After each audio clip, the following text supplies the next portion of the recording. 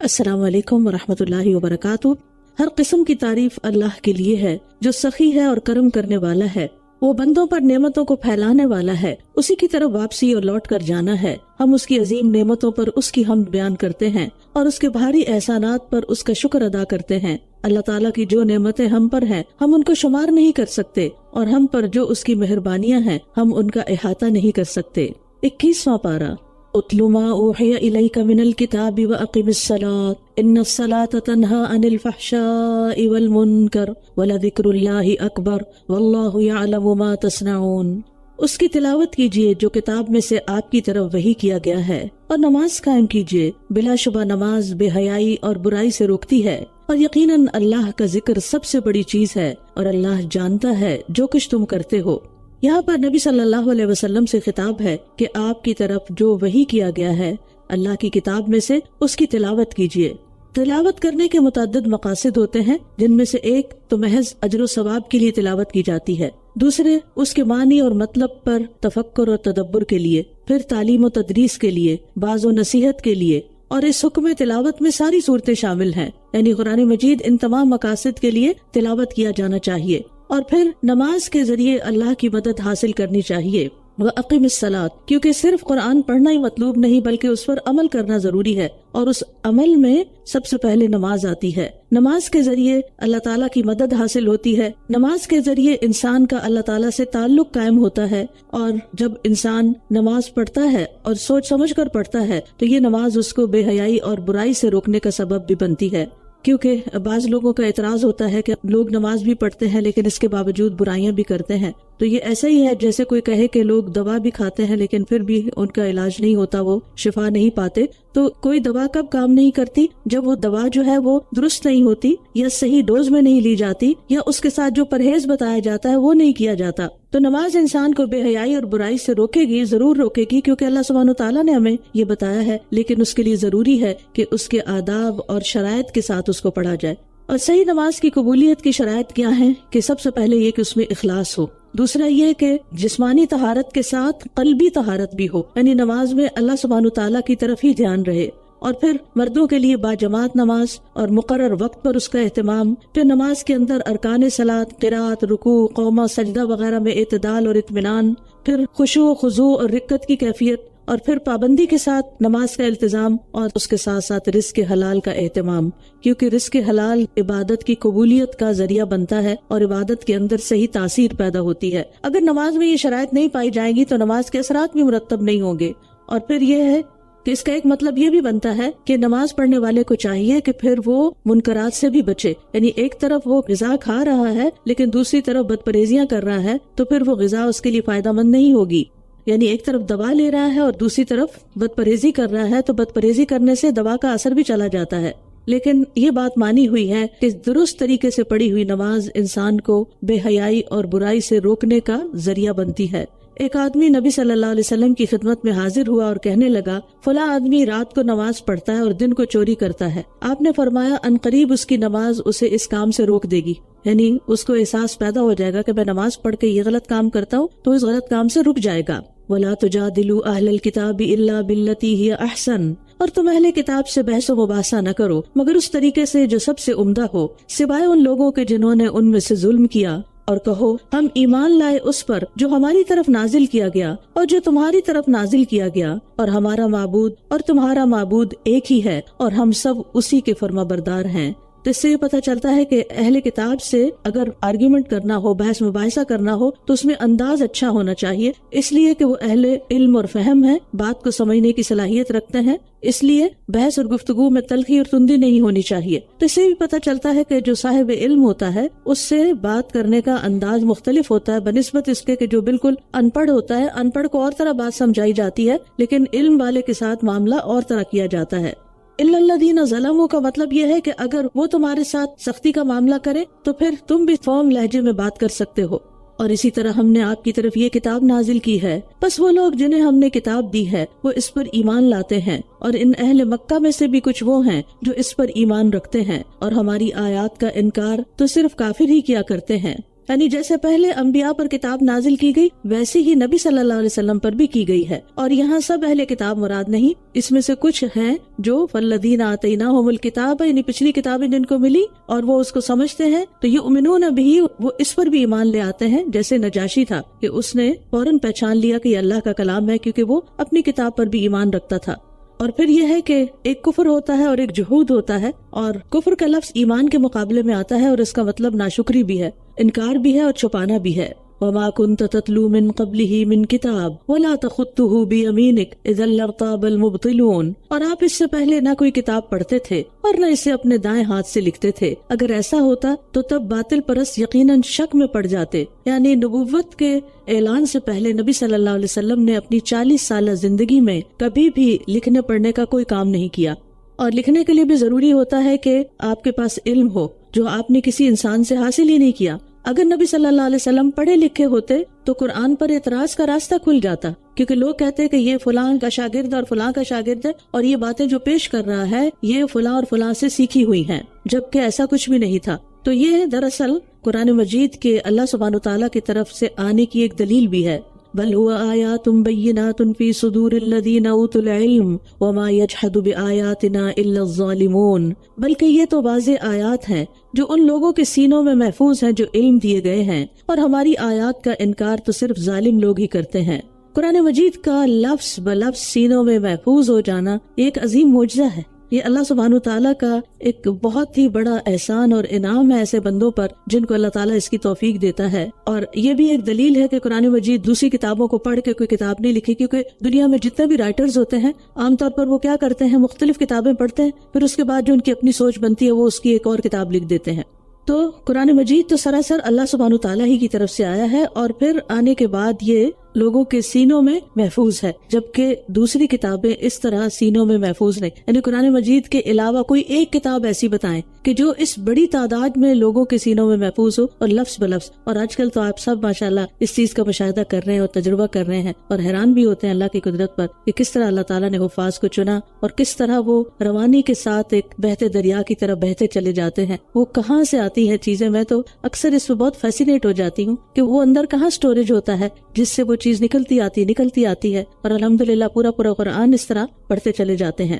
حسن بصری کہتے ہیں اس امت کو قرآن کا حفظ عطا کیا گیا، جبکہ ان سے پہلے لوگ اپنی کتاب کو صرف دیکھ کر ہی پڑھتے تھے. جب وہ اس کو پڑھ کر بند کرتے تو جو کچھ اس میں ہوتا اس کو حفظ نہ کر سکتے تھے سوائے انبیاء کے.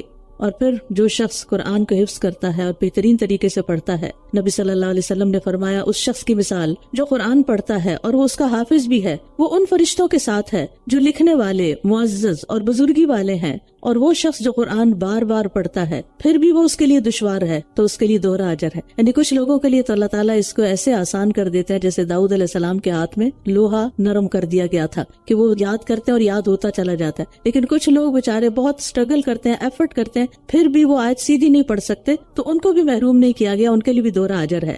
اور یہ کہتے ہیں اس پر اس کے رب کی طرف سے کچھ نشانیاں کیوں نہ اتاری گئیں. آپ کہہ دیجئے بے شک نشانیاں تو اللہ کے پاس ہیں اور میں تو کھلم کھلا خبردار کرنے والا ہوں. یعنی اللہ تعالیٰ اپنی حکمت اور مشیت سے جس پہ چاہتا ہے نشانیاں اتارتا ہے، یہ اللہ کے علاوہ کسی اور کے اختیار میں نہیں ہے. کیا بھلا انہیں یہ نشانی کافی نہیں کہ ہم نے آپ پر کتاب نازل کی ہے جو ان پر پڑھی جاتی ہے، یقیناً اس میں ان لوگوں کے لیے رحمت اور نصیحت ہے جو ایمان رکھتے ہیں. یعنی خود قرآن مجید ایک عظیم نشانی ہے اور نبوت کی صحت پر یہ سب سے واضح دلیل ہے. یعنی نبی صلی اللہ علیہ وسلم کا نبی ہونا کیسے کنفرم ہوتا ہے؟ اس کلام کی وجہ سے کہ آپ نے اس کو پیش کیا، کیونکہ ایسا کلام نبی کے علاوہ کسی اور پر نہیں اتارا جا سکتا. تو اللہ تعالیٰ فرماتے ہیں کہ وہ اور نشانیاں کیوں مانگتے ہیں، کیا یہ سب سے بڑی نشانی ان کے پاس نہیں؟ اور قرآن مجید جو ہے وہ نبی صلی اللہ علیہ وسلم کا معجزہ بھی ہے. رسول اللہ صلی اللہ علیہ وسلم نے فرمایا ہر نبی کو ایسے معجزے عطا کیے گئے ہیں جو اس جیسے دوسرے انبیاء کو بھی عطا کیے گئے، اور لوگ اس پر ایمان لائے. اور مجھے جو معجزہ عطا کیا گیا وہ وحی الہی یعنی قرآن ہے جو اللہ نے میری طرف وحی کیا ہے، اور مجھے امید ہے کہ قیامت کے دن میری پیروی کرنے والوں کی تعداد ان سے زیادہ ہوگی. قل کفا باللہ بینی و بینکم شہیدا، کہہ دیجئے میرے اور تمہارے درمیان اللہ بطور گواہ کافی ہے. وہ جانتا ہے جو کچھ آسمانوں اور زمین میں ہے. اور جو لوگ باطل پر ایمان لائے ہیں اور انہوں نے اللہ کا انکار کیا ہے، یہی لوگ خسارہ پانے والے ہیں. اور یہ لوگ آپ سے عذاب کو جلدی مانگتے ہیں اور اگر ایک مدت مقرر نہ ہو چکی ہوتی تو ضرور ان پر عذاب آ چکا ہوتا، اور وہ ضرور ان پر اچانک آ جائے گا، اس حال میں کہ یہ شعور بھی نہ رکھتے ہوں گے۔ یعنی اللہ کی سنت ہے کہ وہ مہلت دیے بغیر عذاب نازل نہیں کرتا، یعنی اللہ تعالیٰ نے ان کو ایک وقت دے رکھا ہے، جب یہ وقت ختم ہوگا تو پھر عذاب آ جائے گا۔ اور پھر یہ ہے کہ موت کا تو ایک وقت مقرر ہے ہی، اگر موت سے پہلے زندگی میں انسان پر کوئی ایسی چیز نہیں آتی تو موت کے فوراً بعد تو پھر سلسلہ عذاب شروع ہو جائے گا۔ یستعجلونک بالعذاب، یہ آپ سے عذاب کو جلدی مانگتے ہیں، اور بے شک جہنم کافروں کو گھیرنے والی ہے، یعنی اگر دنیا کا عذاب نہیں بھی آتا تو جہنم کا عذاب کافی ہے ان کے لیے۔ اس دن عذاب انہیں ڈھانپ لے گا، ان کے اوپر سے اور ان کے پاؤں کے نیچے سے بھی، اور وہ فرمائے گا چکھو مزہ اس کا جو تم کیا کرتے تھے۔ یا عبادی الذین آمنوا ان ارضی واسعۃ فایای فاعبدون، اے میرے بندو جو ایمان لائے ہو، بے شک میری زمین وسیع ہے، پس تم صرف میری ہی عبادت کرو۔ یعنی ہر ایسی جگہ سے ہجرت کر جاؤ جہاں دین پر قائم رہنا مشکل ہو، جہاں تم اپنے ایمان کو نہ بچا سکو، اپنی اولاد کو نہ بچا سکو۔ جس طرح مسلمانوں نے مکہ سے حبشہ اور پھر بعد میں مدینہ کی طرف ہجرت کی کیونکہ مکہ میں ایمان بچانا مشکل ہو گیا تھا۔ کل نفس ذائقۃ الموت ثم الینا ترجعون، ہر نفس موت کا مزہ چکھنے والا ہے، پھر ہماری ہی طرف تم سب لوٹائے جاؤ گے۔ یعنی ہجرت کرو یا نہ کرو، بہرحال دنیا سے تو ایک دن ہجرت کرنی ہی پڑے گی۔ تو یہ دیکھ لو کہ کس حال میں جی رہے ہو، ایمان کا حال کیا ہے، دین کا حال کیا ہے۔ یعنی دنیا میں انسان ہجرت کیوں نہیں کرتا کہ اس کو اپنے دوست، عزیز، رشتہ دار، اپنا گھر، کاروبار، اپنے عیش و عشرت کی زندگی چھوڑنی پڑتی ہے۔ تو بتا دیا گیا کہ موت بھی آنے والی ہے، اور موت کے ساتھ سب کچھ چھوڑنا ہی چھوڑنا، یعنی یہ دنیا جو ہم نے بسائی ہوئی ہے، جو بنائی ہوئی ہے، ایک دن تو چھوڑنی ہے۔ اگر اللہ کے راستے میں نہیں چھوڑتے تو ویسے ہی چھوڑی جائے گی۔ تو پھر کیوں نہ انسان اپنی آخرت کو سامنے رکھ کر وہ کام کرے کہ جس میں اس کے لیے فائدہ ہی فائدہ ہے۔ اور جو لوگ ایمان لائے اور انہوں نے نیک عمل کیے، ہم انہیں ضرور ہی جنت کے ان بالا خانوں میں جگہ دیں گے جن کے نیچے نہریں بہتی ہوگی، وہ ان میں ہمیشہ رہنے والے ہیں۔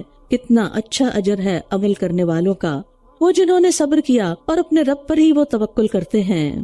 اب اس میں بھی جو اہم سبق ہے وہ صبر اور توکل کا ہے، کیونکہ ان دو کوالٹیز کے بغیر انسان نیک عمل کر ہی نہیں سکتا۔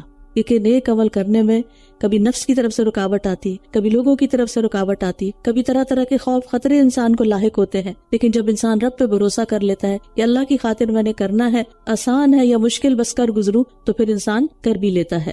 وَكَأَيٍّ مِّن دَابَّةٍ لَا تَحْمِلُ رِزْقَهَا اللَّهُ يَرْزُقُهَا وَإِيَّاكُمْ وَهُوَ السَّمِيعُ الْعَلِيمُ، اور کتنے ہی جاندار ایسے ہیں جو اپنا رزق اٹھائے ہوئے نہیں پھرتے، اللہ ہی انہیں رزق دیتا ہے اور تمہیں بھی، اور وہ خوب سننے والا، خوب جاننے والا ہے۔ تو ہجرت کرنے والوں کے لیے رزق کا وعدہ کیا جا رہا ہے انڈائریکٹلی، کہ پرندے بھی تو اپنا رزق اٹھائے نہیں پھرتے، جانور بھی اپنا رزق نہیں اٹھائے پھرتے، کیونکہ ہجرت کرتے ہوئے جان کی فکر کے بعد سب سے پہلے جو چیز ذہن میں آتی ہے وہ یہ کہ اپنے وطن سے نکلیں تو کھائیں گے کہاں سے۔ تو اللہ تعالیٰ نے روزی کی طرف سے تسلی دلا دی کہ جس طرح اللہ باقی مخلوق کو دے رہا ہے تمہیں بھی دے گا۔ ہجرت کی وجہ سے کسی کا رزق کم نہیں ہوتا، رزق کا فراخ ہونا یا تنگ ہونا اللہ کی مشیت پر موقوف ہے۔ اللہ تعالیٰ ہر ایک کو خوب جانتا ہے کہ کس کو کتنا رزق دینا چاہیے، یعنی اللہ ہی اس کا فیصلہ کرتا ہے، اور اس معاملے میں اللہ پر ہی بھروسہ کرنا چاہیے۔ اور اگر آپ ان سے پوچھیں کہ کس نے آسمانوں اور زمین کو پیدا کیا اور سورج اور چاند کو مسخر کیا، تو یہ ضرور کہیں گے کہ اللہ نے۔ تو پھر کہاں سے یہ پھیرے جاتے ہیں؟ اللہ یبسط الرزق لمن یشاء من عبادہ ویقدر، اللہ اپنے بندوں میں سے جس کے لیے چاہتا ہے رزق کو فراخ کر دیتا ہے اور تنگ کر دیتا ہے، بے شک اللہ ہر چیز کو خوب جاننے والا ہے۔ اور اگر آپ ان سے پوچھیں آسمان سے پانی کس نے اتارا، یعنی بارش کون برساتا ہے، پھر اس کے ذریعے زمین کو اس کی موت کے بعد کس نے زندہ کیا، تو یہ ضرور کہیں گے کہ اللہ نے۔ کہہ دیجئے الحمدللہ، بلکہ ان کے اکثر عقل سے کام نہیں لیتے، کیونکہ اگر ان میں عقل ہوتی تو کبھی شرک نہ کرتے کہ سب کچھ کرنے والا اللہ ہے اور معبود تم نے دوسروں کو بنا لیا اور اس کے ساتھ شریک کر لیا۔ وَمَا هَذِهِ الْحَيَاةُ الدُّنْيَا إِلَّا لَهْوٌ وَلَعِبٌ، اور دنیا کی یہ زندگی تو بس ایک دل لگی اور کھیل ہے، اور یقیناً آخرت کا گھر ہی اصل زندگی ہے، کاش یہ جانتے ہوتے۔ بعض سلف صالحین کہتے ہیں اگر دنیا تمہارے لیے باقی رہے گی تو تم اس کے لیے باقی نہ رہو گے، کیونکہ ایک دن تو ختم ہو جائے گی۔ اصل گھر انسان اگر سمجھے تو آخرت کا گھر ہے، لیکن اس کی طرف ہماری توجہ کم ہی جاتی ہے۔ ہم اپنے خیالوں میں موجودہ گھر جس میں دنیا میں رہتے ہیں اس کی تو بہت فکر کرتے رہتے ہیں، لیکن وہ گھر ہمیشہ جس میں رہنا ہے اس کا دن میں ہارڈلی کبھی خیال آتا ہے کہ وہاں کیا ہوگا، مجھے وہاں کیا چاہیے اور کون سے درجات چاہیے۔ اور اصل عیش جو ہے وہ آخرت کی عیش ہے۔ فَإِذَا رَكِبُوا فِي الْفُلْكِ دَعَوُا اللَّهَ مُخْلِصِينَ لَهُ الدِّينَ، پھر جب یہ کشتی میں سوار ہوتے ہیں تو دین کو اللہ کے لیے خالص کر کے اس کو پکارنے لگتے ہیں، پھر جب وہ انہیں خشکی کی طرف نجات دے دیتا ہے تو یکا یک یہ شرک کرنے لگتے ہیں تاکہ جو ہم نے انہیں دیا یہ اس کی ناشکری کریں اور تاکہ یہ فائدہ اٹھا لیں، بس ان قریب یہ جان لیں گے۔ اولم یروا انا جعلنا حرما آمنا، کیا انہوں نے دیکھا نہیں کہ ہم نے ایک امن والا حرم بنایا ہے جبکہ ان کے ارد گرد سے لوگ اچک لیے جاتے ہیں؟ کیا پھر بھی یہ باطل پر ایمان لاتے ہیں اور اللہ کی نعمت کا انکار کرتے ہیں؟ یعنی حرم کو امن و سکون کی جگہ بنانے میں اللہ تعالیٰ کا بہت بڑا احسان ہے جو اللہ تعالیٰ نے اہل مکہ پر کیا کہ ان کو ایسی جگہ عطا کی جبکہ پوری دنیا میں لوگ قتل و غارت اور لوٹ مار اور طرح طرح کی مشکلات کا شکار ہیں، اور خاص طور پر عرب کے وہ باقی علاقے حرم کے علاوہ دور جاہلیت میں بہت زیادہ مسائل کا شکار تھے۔ تو اللہ کا اگر یہ احسان ہے تو پھر کیا کرنا چاہیے؟ اس احسان کو ماننا چاہیے، اس نعمت کا اقرار کرنا چاہیے کہ یہ خاص ہم پر اللہ کا فضل ہے، لہٰذا ہمیں پھر صرف اور صرف اللہ ہی کی عبادت کرنی چاہیے۔ اور اس سے بڑا ظالم کون ہے جو اللہ پر جھوٹ گھڑ لے یا جب حق اس کے پاس پہنچے تو اس کو جھٹلا دے؟ کیا جہنم میں ایسے کافروں کے لیے ٹھکانہ نہیں ہے؟ والذین جاہدوا فینا لنہدینہم سبلنا وان اللہ لمع المحسنین، اور وہ جنہوں نے ہماری خاطر جد و جہد کی ہے ہم ضرور انہیں اپنے راستوں کی ہدایت دیں گے، اور بے شک اللہ نیکی کرنے والوں کے ساتھ ہے۔ جاہدہ کے لفظ میں مبالغے کا مفہوم ہے، یعنی کسی کے مقابلے میں پوری کوشش لگا دینا۔ ابو سلیمان دارانی کہتے ہیں اس آیت میں جہاد سے مراد صرف کافروں کے ساتھ جنگ کرنا نہیں بلکہ دین کی مدد اور حمایت کرنا، باطل پرستوں کا رد کرنا، ظالموں کو روکنا، اور اس کا سب سے بڑا مرکزی حصہ کیا ہے؟ نیکی کا حکم دینا اور برائی سے روکنا۔ اور اس جہاد میں نفسوں کا اللہ کی اطاعت میں کوشش کرنا بھی شامل ہے، اور یہی جہاد اکبر ہے۔ رسول اللہ صلی اللہ علیہ وسلم نے فرمایا مجاہد وہ ہوتا ہے جو اللہ کی اطاعت کے معاملے میں اپنے نفس سے جہاد کرے، اپنے آپ کو منا لے کہ اس نے جو اللہ کا حکم ہے وہ کرنا ہے، چاہے وہ آسان ہے یا مشکل، پسند ہے یا ناپسند۔ تو مراد اس سے وہ لوگ ہیں جو اللہ کے احکام پر پابند رہنے کے لیے پوری جد و جہد کرتے ہیں، خوب کوشش کرتے ہیں، اپنے نفس کا مقابلہ کرتے ہیں، خواہشات کا مقابلہ کرتے ہیں، شیطان کا مقابلہ کرتے ہیں، اور ان تمام انسانوں کا بھی جو انہیں نیکی کے کام سے روکتے ہیں۔ اور پھر یہاں آیت کا آخری حصہ جو ہے وَإِنَّ اللَّهَ لَمَعَ الْمُحْسِنِينَ، اللہ سبحانہ وتعالیٰ تو عرش پر ہے لیکن اس کے باوجود وہ اپنی مخلوق کے ساتھ بھی ہے۔ تو اللہ تعالیٰ کی معیت یعنی ساتھ ہونا دو قسم کا ہے، ایک تو عام ہے یعنی اپنے علم اور قدرت کے ساتھ یا جس طرح وہ خود بہتر جانتا ہے ہر بندے کے ساتھ ہے، لیکن اس کی ایک خاص معیت ہے، اور خاص معیت وہ ہے جو اس کے خاص بندوں کے ساتھ ہوتی ہے، جیسا کہ موسیٰ علیہ السلام نے فرعون اور اس کے لشکروں کے آنے پہ کہا تھا ان معی ربی سیہدینی، بے شک میرے ساتھ میرا رب ہے، وہ مجھے ضرور راستہ بتائے گا۔ جیسے نبی صلی اللہ علیہ وسلم نے فرمایا تھا لا تحزن ان اللہ معانا، تو محسنین کے ساتھ اللہ کی خاص معیت ہوتی ہے، اس کی ہدایت، حفاظت، حمایت اور نصرت کے ذریعے۔ تو اللہ سبحانہ وتعالیٰ کی معیت حاصل کرنے کے لیے محسن بننا ہے، احسان کے درجے میں کام کرنے ہیں، اللہ ہمیں نصیب کرے۔ سورۃ الروم، الف لام میم، غلبت الروم، رومی مغلوب ہو گئے قریب کی سرزمین میں، اور وہ اپنے مغلوب ہونے کے بعد انقریب غالب آ جائیں گے۔ یہ قرآن مجید کی ایک پیشن گوئی ہے جو نبی صلی اللہ علیہ وسلم اسلام اور اسلام کے پیغام کے درست ہونے، حق پر ہونے کی زبردست دلیل ہے۔ ان میں سے ایک پیشن گوئی تو یہ تھی کہ اگر آج رومی شکست کھا گئے ہیں جو اس دور میں ہوا تھا تو چند ہی سالوں میں روم پھر ایران پر غالب آ جائے گا، جس کے بظاہر امکانات نظر نہیں آ رہے تھے۔ اور دوسری پیشن گوئی کیا تھی کہ اگر آج مسلمان مشرکین مکہ کے ہاتھوں مظلوم ہیں تو ان کو بھی ایک دن مشرکین مکہ پر غلبہ حاصل ہوگا، جس دن روم ایران پر غالب آئے گا، اور یہ دونوں چیزیں ساتھ ساتھ ہوں گی، اور ایسا ہی ہوا۔ نبی صلی اللہ علیہ وسلم کو تو غیب کا علم نہیں تھا، لیکن اللہ سبحانہ وتعالیٰ سے جو یہ علم ملا وحی کے ذریعے، تو اس میں یہ خوشخبری دی گئی فی بضع سنین، چند ہی سالوں میں، للہ الامر من قبل ومن بعد، سارا کام اللہ ہی کے اختیار میں ہے، پہلے بھی اور بعد میں بھی۔ وَيَوْمَئِذٍ يَفْرَحُ الْمُؤْمِنُونَ، اور اس دن مومن خوش ہو جائیں گے، بنصر اللہ، اللہ کی مدد سے، يَنصُرُ مَن يَشَاءُ، وہ جس کی چاہتا ہے مدد کرتا ہے، وَهُوَ الْعَزِيزُ الرَّحِيمُ، اور وہ بہت زبردست، بہت رحم کرنے والا ہے۔ تو بات یہ ہے کہ مدد اور نصرت صرف اسباب کے اختیار کرنے سے نہیں آتی، بلکہ اس کا معاملہ اللہ کے ہاتھ میں ہے، وہ جس کو چاہتا ہے عطا کرتا ہے۔ سبحان اللہ، اگر یہ یقین ہو جائے نا ہمیں تو ہماری بہت سی پریشانیاں ختم ہو جائیں۔ وعد اللہ لا یخلف اللہ وعدہ، یہ اللہ کا وعدہ ہے، اللہ اپنے وعدے کی خلاف ورزی نہیں کرتا، لیکن اکثر لوگ علم نہیں رکھتے، جب علم نہیں ہوتا تو پھر گھبرا اٹھتے ہیں، پریشان ہو جاتے ہیں۔ تو ظاہری اسباب نہ بھی ہو کسی چیز میں، یعنی آپ کوئی اچھا کام کرنا چاہتے ہیں، آپ کے پاس اسباب نہیں ہے، آپ کا دل سخت پریشان ہے کہ میں اتنا بڑا رسک لے رہی ہوں کہ یہ کام کرنا، اور یہ کرنا ضروری ہے کیونکہ یہ مسلمانوں کے فائدے میں، یہ انسانیت کے فائدے میں ہے، اس کو ہونا چاہیے، لیکن آپ اللہ کے اوپر بھروسہ کر کے اسباب نہ ہوتے ہوئے بھی جب چل پڑتے ہیں، اختیار تو کرتے ہیں لیکن بعض اوقات اس کو وہ میٹ نہیں کر رہے ہوتے جو آپ کا مقصد یا مشن ہوتا ہے، لیکن اللہ کے اوپر بھروسہ اور دعا اور اللہ کی مدد طلب کرنا، ایاک نعبد و ایاک نستعین، اب پورے دل سے کہنا تو اللہ سبحانہ وتعالیٰ کی مدد آتی ہے اور غیب سے آتی ہے، کیونکہ سارا اختیار تو اس کے پاس ہے، اور اکثر لوگ نہیں جانتے، اکثریت کو یہ بات نہیں سمجھ آتی، اس لیے پھر اکثریت پریشان رہتی ہے اور قدم نہیں بڑھاتی۔ تو یاد رکھیے ظاہری اور باطنی اسباب بھی اللہ ہی کے ہاتھ میں ہیں۔ باطنی اسباب وہ ہوتے ہیں جو اندر ہی اندر اپنا کام کر رہے ہوتے ہیں، یعلمون ظاہرا من الحیات الدنیا وہم عن الآخرۃ ہم غافلون، وہ تو دنیا کی زندگی کے ظاہر کو جانتے ہیں اور آخرت سے تو وہ بالکل غافل ہیں، یعنی دنیا کے باطن اور اصل حقیقت کی طرف اکثر لوگوں کو اس کا پتہ نہیں ہوتا، لہٰذا وہ صرف ظاہری چیزوں سے ہی خوش ہوتے رہتے ہیں، اور دنیا کے معاملے میں اور خاص طور پر آخرت کے معاملے میں تو بالکل وہ غافل ہیں، یعنی دنیا میں نیک کام کرنے سے غافل ہیں اور آخرت کے انجام سے غافل ہیں، اور ان کی ساری توجہ دنیا کے ظاہری علوم میں آگے بڑھنے پر ہے، آخرت میں کیا علم فائدہ دیتا ہے اس کی طرف توجہ نہیں۔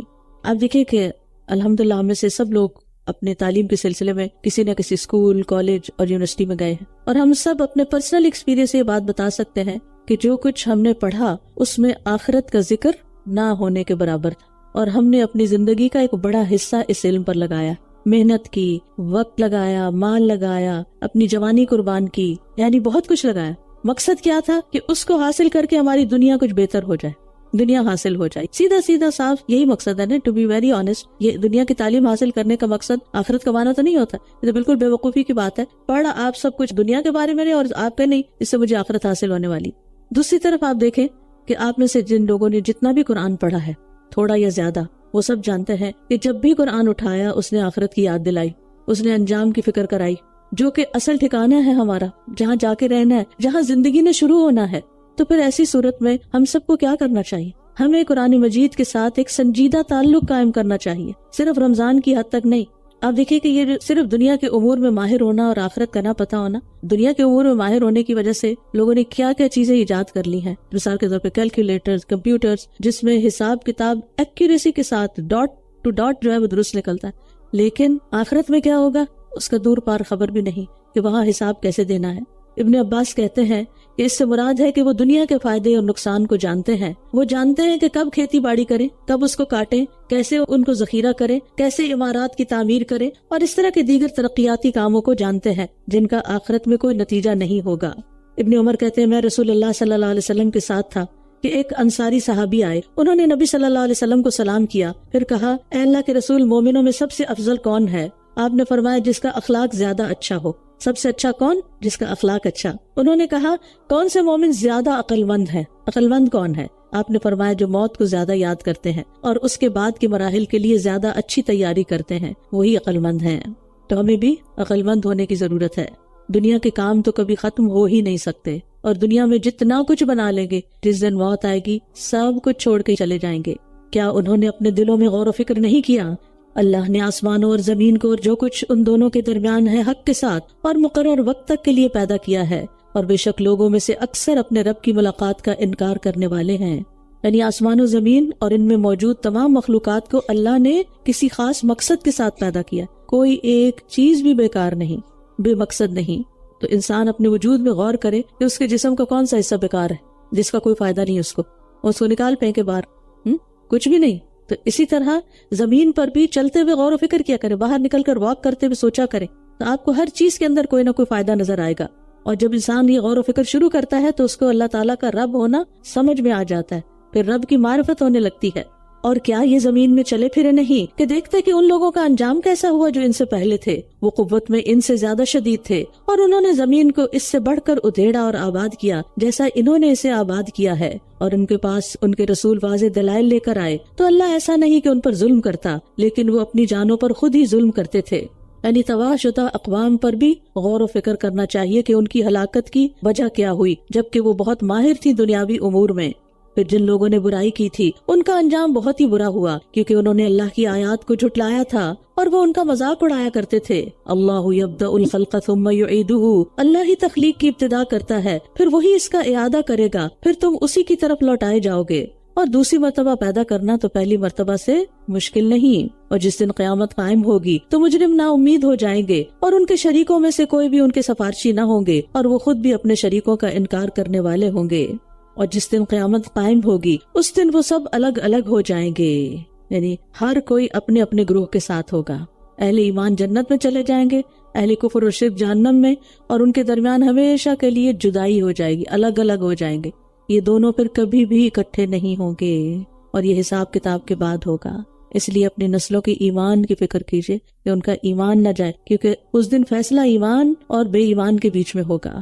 ایمان والا ایک طرف جا رہا ہوگا اور بغیر ایمان والا دوسری طرف۔ تو رہے وہ لوگ جو ایمان لائے اور انہوں نے نیک عمل کیے تو وہ جنت کے باغوں میں خوش کر دیے جائیں گے، یعنی کھانا پینا، دوست احباب، رشتہ دار، ان کی ہر خواہش پوری ہوگی، اور سب سے بڑی خواہش اللہ کی رؤیت، دیدار، زیارت، اس سے بڑی کوئی خوشی ہی نہیں۔ اور رہے وہ لوگ جنہوں نے کفر کیا اور ہماری آیات کو اور آخرت کی ملاقات کو جھٹلا دیا، تو یہی لوگ عذاب میں حاضر رکھے جائیں گے، یعنی وہاں سے کبھی نہیں نکل سکیں گے۔ اگر کہیں ادھر ادھر بھاگنے کی کوشش کریں گے تو فرشتے مار پیٹ کے، باندھ کے، گھسیٹ کر جہنم میں ہی اللہ حاضر کریں گے۔ فسبحان اللہ حین تمسون وحین تصبحون، بس اللہ ہی کی تسبیح ہے جب تم شام کرتے ہو اور جب تم صبح کرتے ہو، اور آسمانوں اور زمین میں سب تعریف اسی کے لیے ہے، اور تیسرے پہر بھی، اور جس وقت تم ظہر کرتے ہو۔ تسبیح کا مطلب ہے اللہ تعالیٰ کو ہر عیب، نقص، کمی سے پاک قرار دینا، اور جب وہ بحمدہ ہی آ جاتا ہے تو اس کے ساتھ یہ ہے کہ ایک طرف اس سے ہر عیب کو دور کرنا اور دوسری طرف اس کی تعریف کرنا اس کی خوبی اور صفات کی بنا پر۔ اور اللہ تعالیٰ کے محبوب ترین کلمات یہ چار ہیں، سبحان اللہ والحمد للہ ولا الہ الا اللہ واللہ اکبر۔ فرمایا تمہیں اس کلمے میں سے کسی سے بھی شروع کرنا نقصان نہ دے گا۔ چاروں اللہ کے محبوب کلمات ہیں۔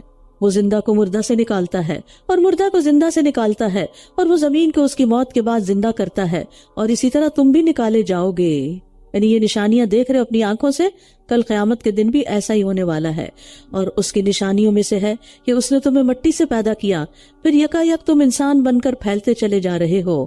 اور اس کی نشانیوں میں سے ہے کہ اس نے تمہارے لیے تمہاری ہی جنس سے جوڑے پیدا کیے تاکہ تم ان کے پاس سکون پاؤ، اور اس نے تمہارے درمیان محبت اور رحمت رکھ دی۔ بے شک اس میں بہت سی نشانیاں ہیں ان لوگوں کے لیے جو غور و فکر کرتے ہیں۔ مرد اور عورت اگر مختلف جنس سے ہوتے تو کبھی سکون حاصل نہ کر سکتے۔ مثلا عورتیں اگر جنات یا حیوانات میں سے ہوتی تو کبھی ان سے سکون نہ حاصل ہوتا، اور دونوں ایک دوسرے کے مخالف جنس ہوتے تو ایک دوسرے سے وحشت اور نفرت کرتے۔ تو اللہ تعالیٰ نے انسانوں کا جوڑا انسانوں سے ہی بنایا، اور اس کے اندر بہت سی نشانیاں رکھی۔ اور مقصد کیا ہے نکاح کے بعد اس جوڑے کے بننے کا؟ کہ ایک دوسرے سے سکون پائیں۔ تو جس ازدواجی زندگی میں سکون نہیں، وہ اللہ تعالیٰ کے اس مقصد کو پورا نہیں کر رہا۔ اللہ تعالیٰ نے تو یہ رشتہ بنایا اس لیے ہے کہ دونوں ایک دوسرے کے لیے باعث رحمت ہو۔ ایک ہوتا ہے سکنا عندہ، کسی کے پاس جا کے رہنا، یہ نہیں کہ آپ ماں باپ کے گھر سے نکل کے شوہر کے گھر میں جا کے اس کے ساتھ رہ رہے ہیں، یہ مقصد نہیں ہے۔ مقصد کیا؟ سکنا الیہ، قلبی اور روحانی طور پر کسی کے پاس راحت اور سکون پانا۔ آپ نے دیکھا ہوگا نا کہ عام لوگوں میں بھی کچھ لوگوں کے پاس آپ بیٹھ کے بہت سکون پاتے ہیں، جتنی دیر بھی آپ ان کے پاس بیٹھتے ہیں آپ کو ایک لطف آتا ہے، آپ کو اٹھنے کو دل نہیں چاہتا۔ اور کچھ لوگ ہوتے ہیں کہ وہ بات ہی شروع کریں تو آپ کہتے ہیں کہ کب جان خلاصی ہوگی، یہ قدرتی سی فیلنگ ہوتی ہے۔ تو ہسبینڈ وائف کے بیچ میں ایسا تعلق ہونا چاہیے کہ دونوں ایک دوسرے سے محبت کرتے ہیں۔ کل زندگی میں پہلی خاتون مجھے ملی جنہوں نے کہا کہ لوگ کہتے ہیں کہ ہمارے ماں باپ نے ہمیں بڑا پیار دیا، بہن بھائیوں نے دیا، فلاں نے دیا، فلاں نے دیا، میں کہتی ہوں مجھے زندگی میں سب سے زیادہ میرے شوہر نے پیار دیا۔ میری تو آنکھیں کھل گئی کہ ایسے لوگ ہیں زندہ، ایسے لوگ ہیں دنیا میں جو اس طرح نعمت کا اقرار کر رہے ہیں۔ یعنی یہ جملہ مجھے بہت کم نہ ہونے کے برابر سننے کو ملا کہ جو آ کے اپنے شوہر کی اتنی تعریف کرے۔ اصل میں تو مقصد ہی یہی ہے کہ دونوں ایک دوسرے کے لیے باعث راحت ہو، باعث سکون ہو۔ دن بھر کے کام کاج کے بعد جب ایک دوسرے کو دیکھے تو ان کی ساری تکان جاتی رہے۔ تو آدم علیہ السلام جنت میں بھیجے گئے، لیکن سکون انہوں نے کب پایا؟ جب حضرت حوا کی پیدائش ہوئی۔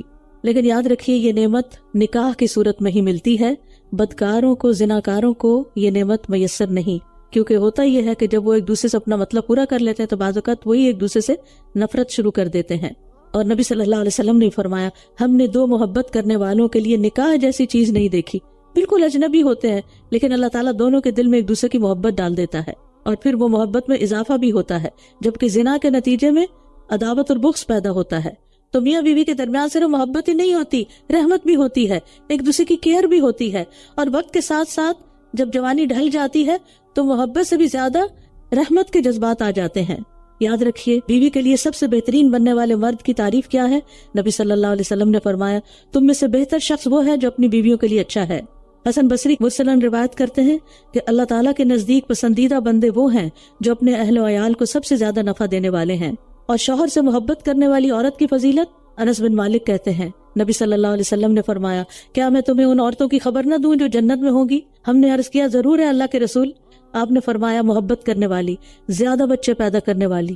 جب اسے غصہ آئے یا اس کے ساتھ برا کیا جائے یا اس کا شوہر اس پر غصے اور ناراض ہو تو وہ کہتی ہے کہ میرا ہاتھ آپ کے ہاتھ میں ہے اور میں اپنی آنکھوں میں نیند کا سرما نہیں لگاؤں گی جب تک آپ راضی اور خوش نہ ہو جائیں۔ یعنی منانے میں بھی پہل کرتی، کوئی ضد اور انا نہیں۔ شیطان کہتا نہیں، کیونکہ اس کا تو مقصد یہی ہے کہ میاں بیوی میں لڑائی فتنہ فساد ہو اور ایک دوسرے سے دور ہو، گھر ٹوٹے اور مسئلے مسائل کھڑے اور آئندہ آنے والی نسل برباد ہو جائے۔ تو اس میں عام طور پر عورت کے اندر جذبات زیادہ ہوتے ہیں، تو اس کے لیے یہ چیز رکھی گئی، کیونکہ مرد میں انا ذرا زیادہ ہوتی ہے۔ تو اگر ایک بھی آگے بڑھ جاتا ہے تو اختلاف ختم ہو جاتا ہے۔ اور باہم محبت بڑھانے کا راز کیا ہے؟ دوسرے کی اچھی عادات پر نظر رکھنا اور بری عادات کو نظر انداز کر دینا۔ اگر یہ عادت آپ اپنا لیں تو بہت سے مسائل حل ہو جائیں گے۔ رسول اللہ صلی اللہ علیہ وسلم نے فرمایا، کوئی مومن شخص کسی مومن عورت سے بغض نہ رکھے۔ مومن مرد، مومن ہسبینڈ، مومن بیوی سے بغض نہ رکھے، دل میں مت باتیں پال کے رکھے۔ اگر عورت کی ایک عادت ناپسند ہوگی تو کوئی دوسری عادت پسند بھی ہوگی۔ پسند والی عادتوں کو سوچے۔ اور اس کی نشانیوں میں سے ہے آسمانوں اور زمین کی پیدائش اور تمہاری زبانوں اور رنگوں کا اختلاف۔ بے شک اس میں علم والوں کے لیے بہت سی نشانیاں ہیں۔ سبحان اللہ، زبان کیا ہے؟ گوشت کا لوتھڑا۔ اور انسان کیا کیا بولتا ہے، اور پھر ایک زبان نہیں، ان گنت زبانیں ہیں دنیا میں، اور ان کے بھی کئی ایک ڈائلیکٹس ہیں۔ یہ اللہ کی قدرت کی نشانی ہے کہ اس نے انسان کے اندر یہ پوٹینشل رکھا، اور اس کی نشانیوں میں سے ہے تمہارا رات اور دن میں سونا۔ آج کل تو ضرورت پڑتی ہے، اور ویسے بھی قیلولہ کرنا چاہیے، اور اس کے فضل کو تلاش کرنا۔ یقیناً اس میں بہت سی نشانیاں ہیں ان لوگوں کے لیے جو سنتے ہیں۔ یعنی نیند باعث سکون اور راحت ہونی چاہیے، رات کو ہو یا قیلولے کے وقت ہو، لیکن دن کا بڑا حصہ کام کاج میں گزرنا چاہیے۔ یہ اصل فطری اصول ہے۔ اور اس کی نشانیوں میں سے ہے کہ وہ تمہیں خوف اور امید دلانے کے لیے بجلیاں دکھاتا ہے اور آسمان سے پانی اتارتا ہے، پھر اس کے ساتھ زمین کو اس کی موت کے بعد زندہ کرتا ہے۔ بے شک اس میں بھی بہت سی نشانیاں ہیں ان لوگوں کے لیے جو عقل رکھتے ہیں۔ یعنی جب آسمان میں بجلی چمکتی ہے، بادل کڑکتے ہیں تو ڈر بھی لگتا ہے۔ اس وقت اللہ جو یاد آتا ہے نا، وہ عام طور پہ نہیں آتا، اور قریب ہی کہیں بجلی گرے تو پھر دل کا حال کیا ہوتا ہے۔ اور اس کے ساتھ ساتھ امید ہوتی ہے کہ بارش بھی ہوگی۔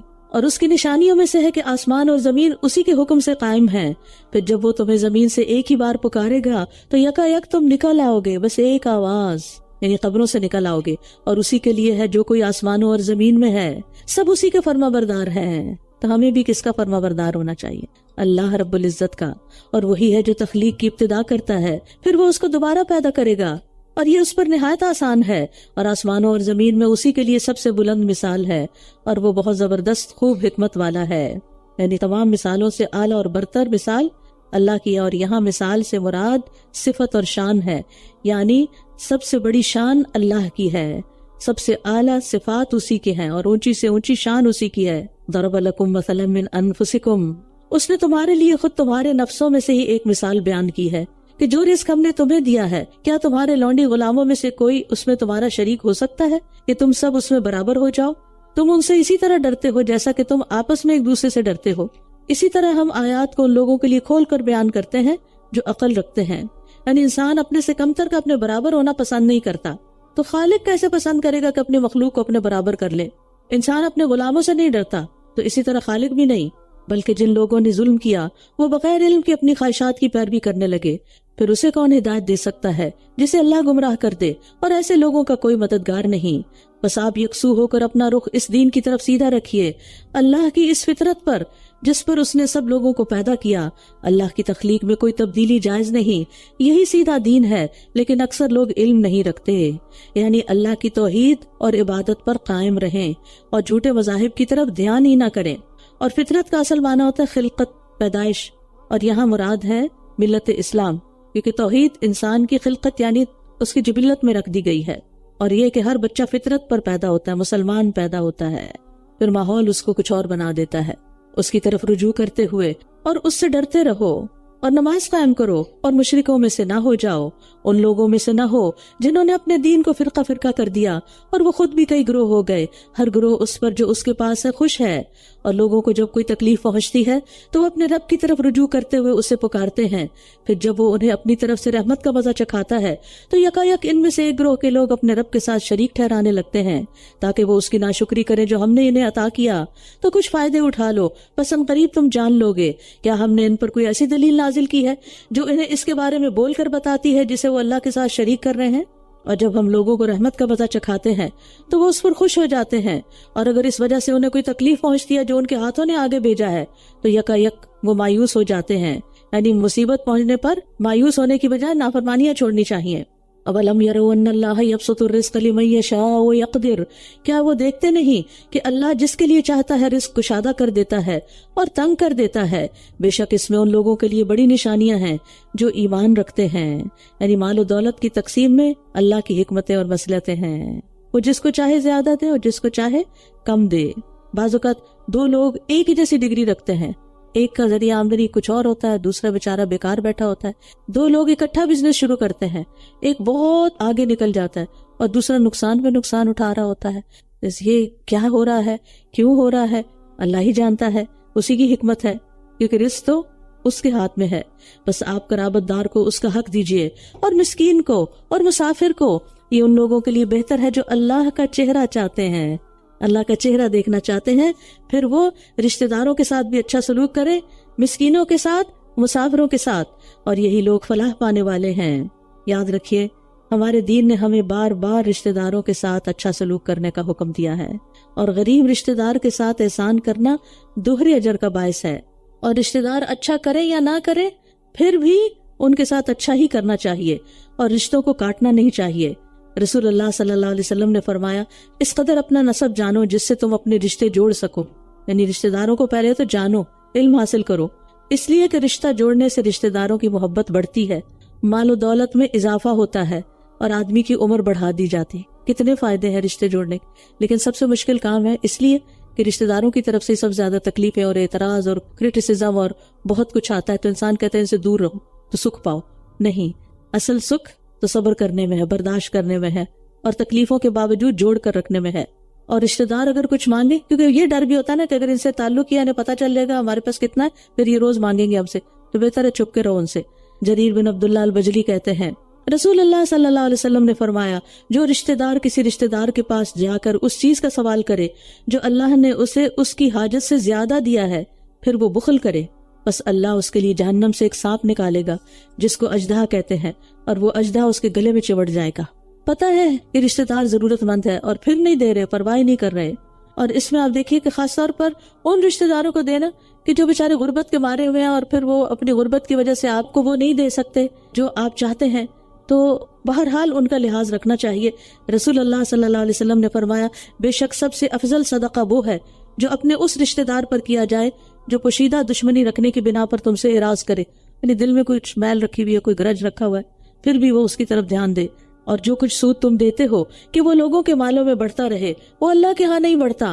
اور جو زکوٰۃ تم اللہ کا چہرہ چاہنے کے لیے دیتے ہو تو یہی لوگ اپنا مال کئی گنا بڑھانے والے ہیں. یعنی زکوٰۃ اور صدقات مال میں اضافے کا ذریعہ ہے، جبکہ سود نہیں.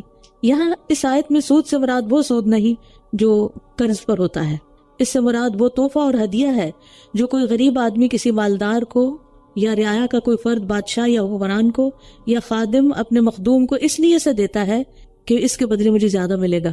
یعنی کوئی غریب کسی امیر کو اس لیے گفٹ دے رہا ہے کہ امیر کے پاس زیادہ ہے تو جواب جب بدلہ دے گا تو زیادہ مجھے ملے گا. تو اس کی نیت یہ نہیں ہوتی کہ وہ اللہ کو خوش کرے، نیت کیا ہوتی ہے دینے کی کہ مجھے زیادہ ملے. ٹھیک ہے حرام نہیں ہے، لیکن اس دینے پر کوئی اجر نہیں ملے گا. یعنی جب بھی ہم کسی کو کچھ دیتے ہیں، کچھ بھی، چاہے امیر غریب کو دے یا اپنے برابر والوں کو دے، رشتہ داروں کو دے یا غیر رشتہ داروں کو دے، جب بھی کسی کو تحفہ دیتے وقت، کچھ دیتے وقت یہ دل میں خیال آیا کہ میں اس کو دوں تاکہ اس سے مجھے فلاں فلاں فائدہ حاصل ہو جائے، بس وہ تو حاصل ہوگا یا نہیں، جو دینے کا اجر ہے وہ بھی مارا جائے گا. جو بھی دیں، کیوں؟ اللہ کا چہرہ چاہنے کے لیے. اس سے بڑی کوئی قیمت ہے؟ اس سے بڑی کوئی نعمت ہے تو اس لیے بار بار اپنے دلوں کی صفائی کرتے رہنا چاہیے، کسی لالچ میں نہیں دینا چاہیے کسی کو کچھ، کیونکہ ہوتا کیا ہے جب انسان لالچ کی وجہ سے کچھ کرتا ہے نا اور وہ مقصد پورا نہیں ہوتا تو پھر کیا کرتے ہیں لوگ، وہ دیا وہ بھی مانگ لیتے ہیں۔ اللہ وہ ہے جس نے تمہیں پیدا کیا، پھر اسی نے تمہیں رزق دیا، پھر وہ تمہیں موت دے گا، پھر وہی تمہیں زندہ کرے گا۔ کیا تمہارے شریکوں میں کوئی ایسا ہے جو ان میں سے کوئی یہ کام کر سکے؟ وہ پاک اور بلندتر ہے ان سے جنہیں یہ شریک ٹھہراتے ہیں۔ لوگوں کے ہاتھوں کی کمائی کی وجہ سے خشکی اور سمندر میں فساد ظاہر ہو گیا، تاکہ وہ انہیں ان کے بعض اعمال کا مزہ چکھائے جو انہوں نے کیے، شاید کہ وہ پلٹ آئیں۔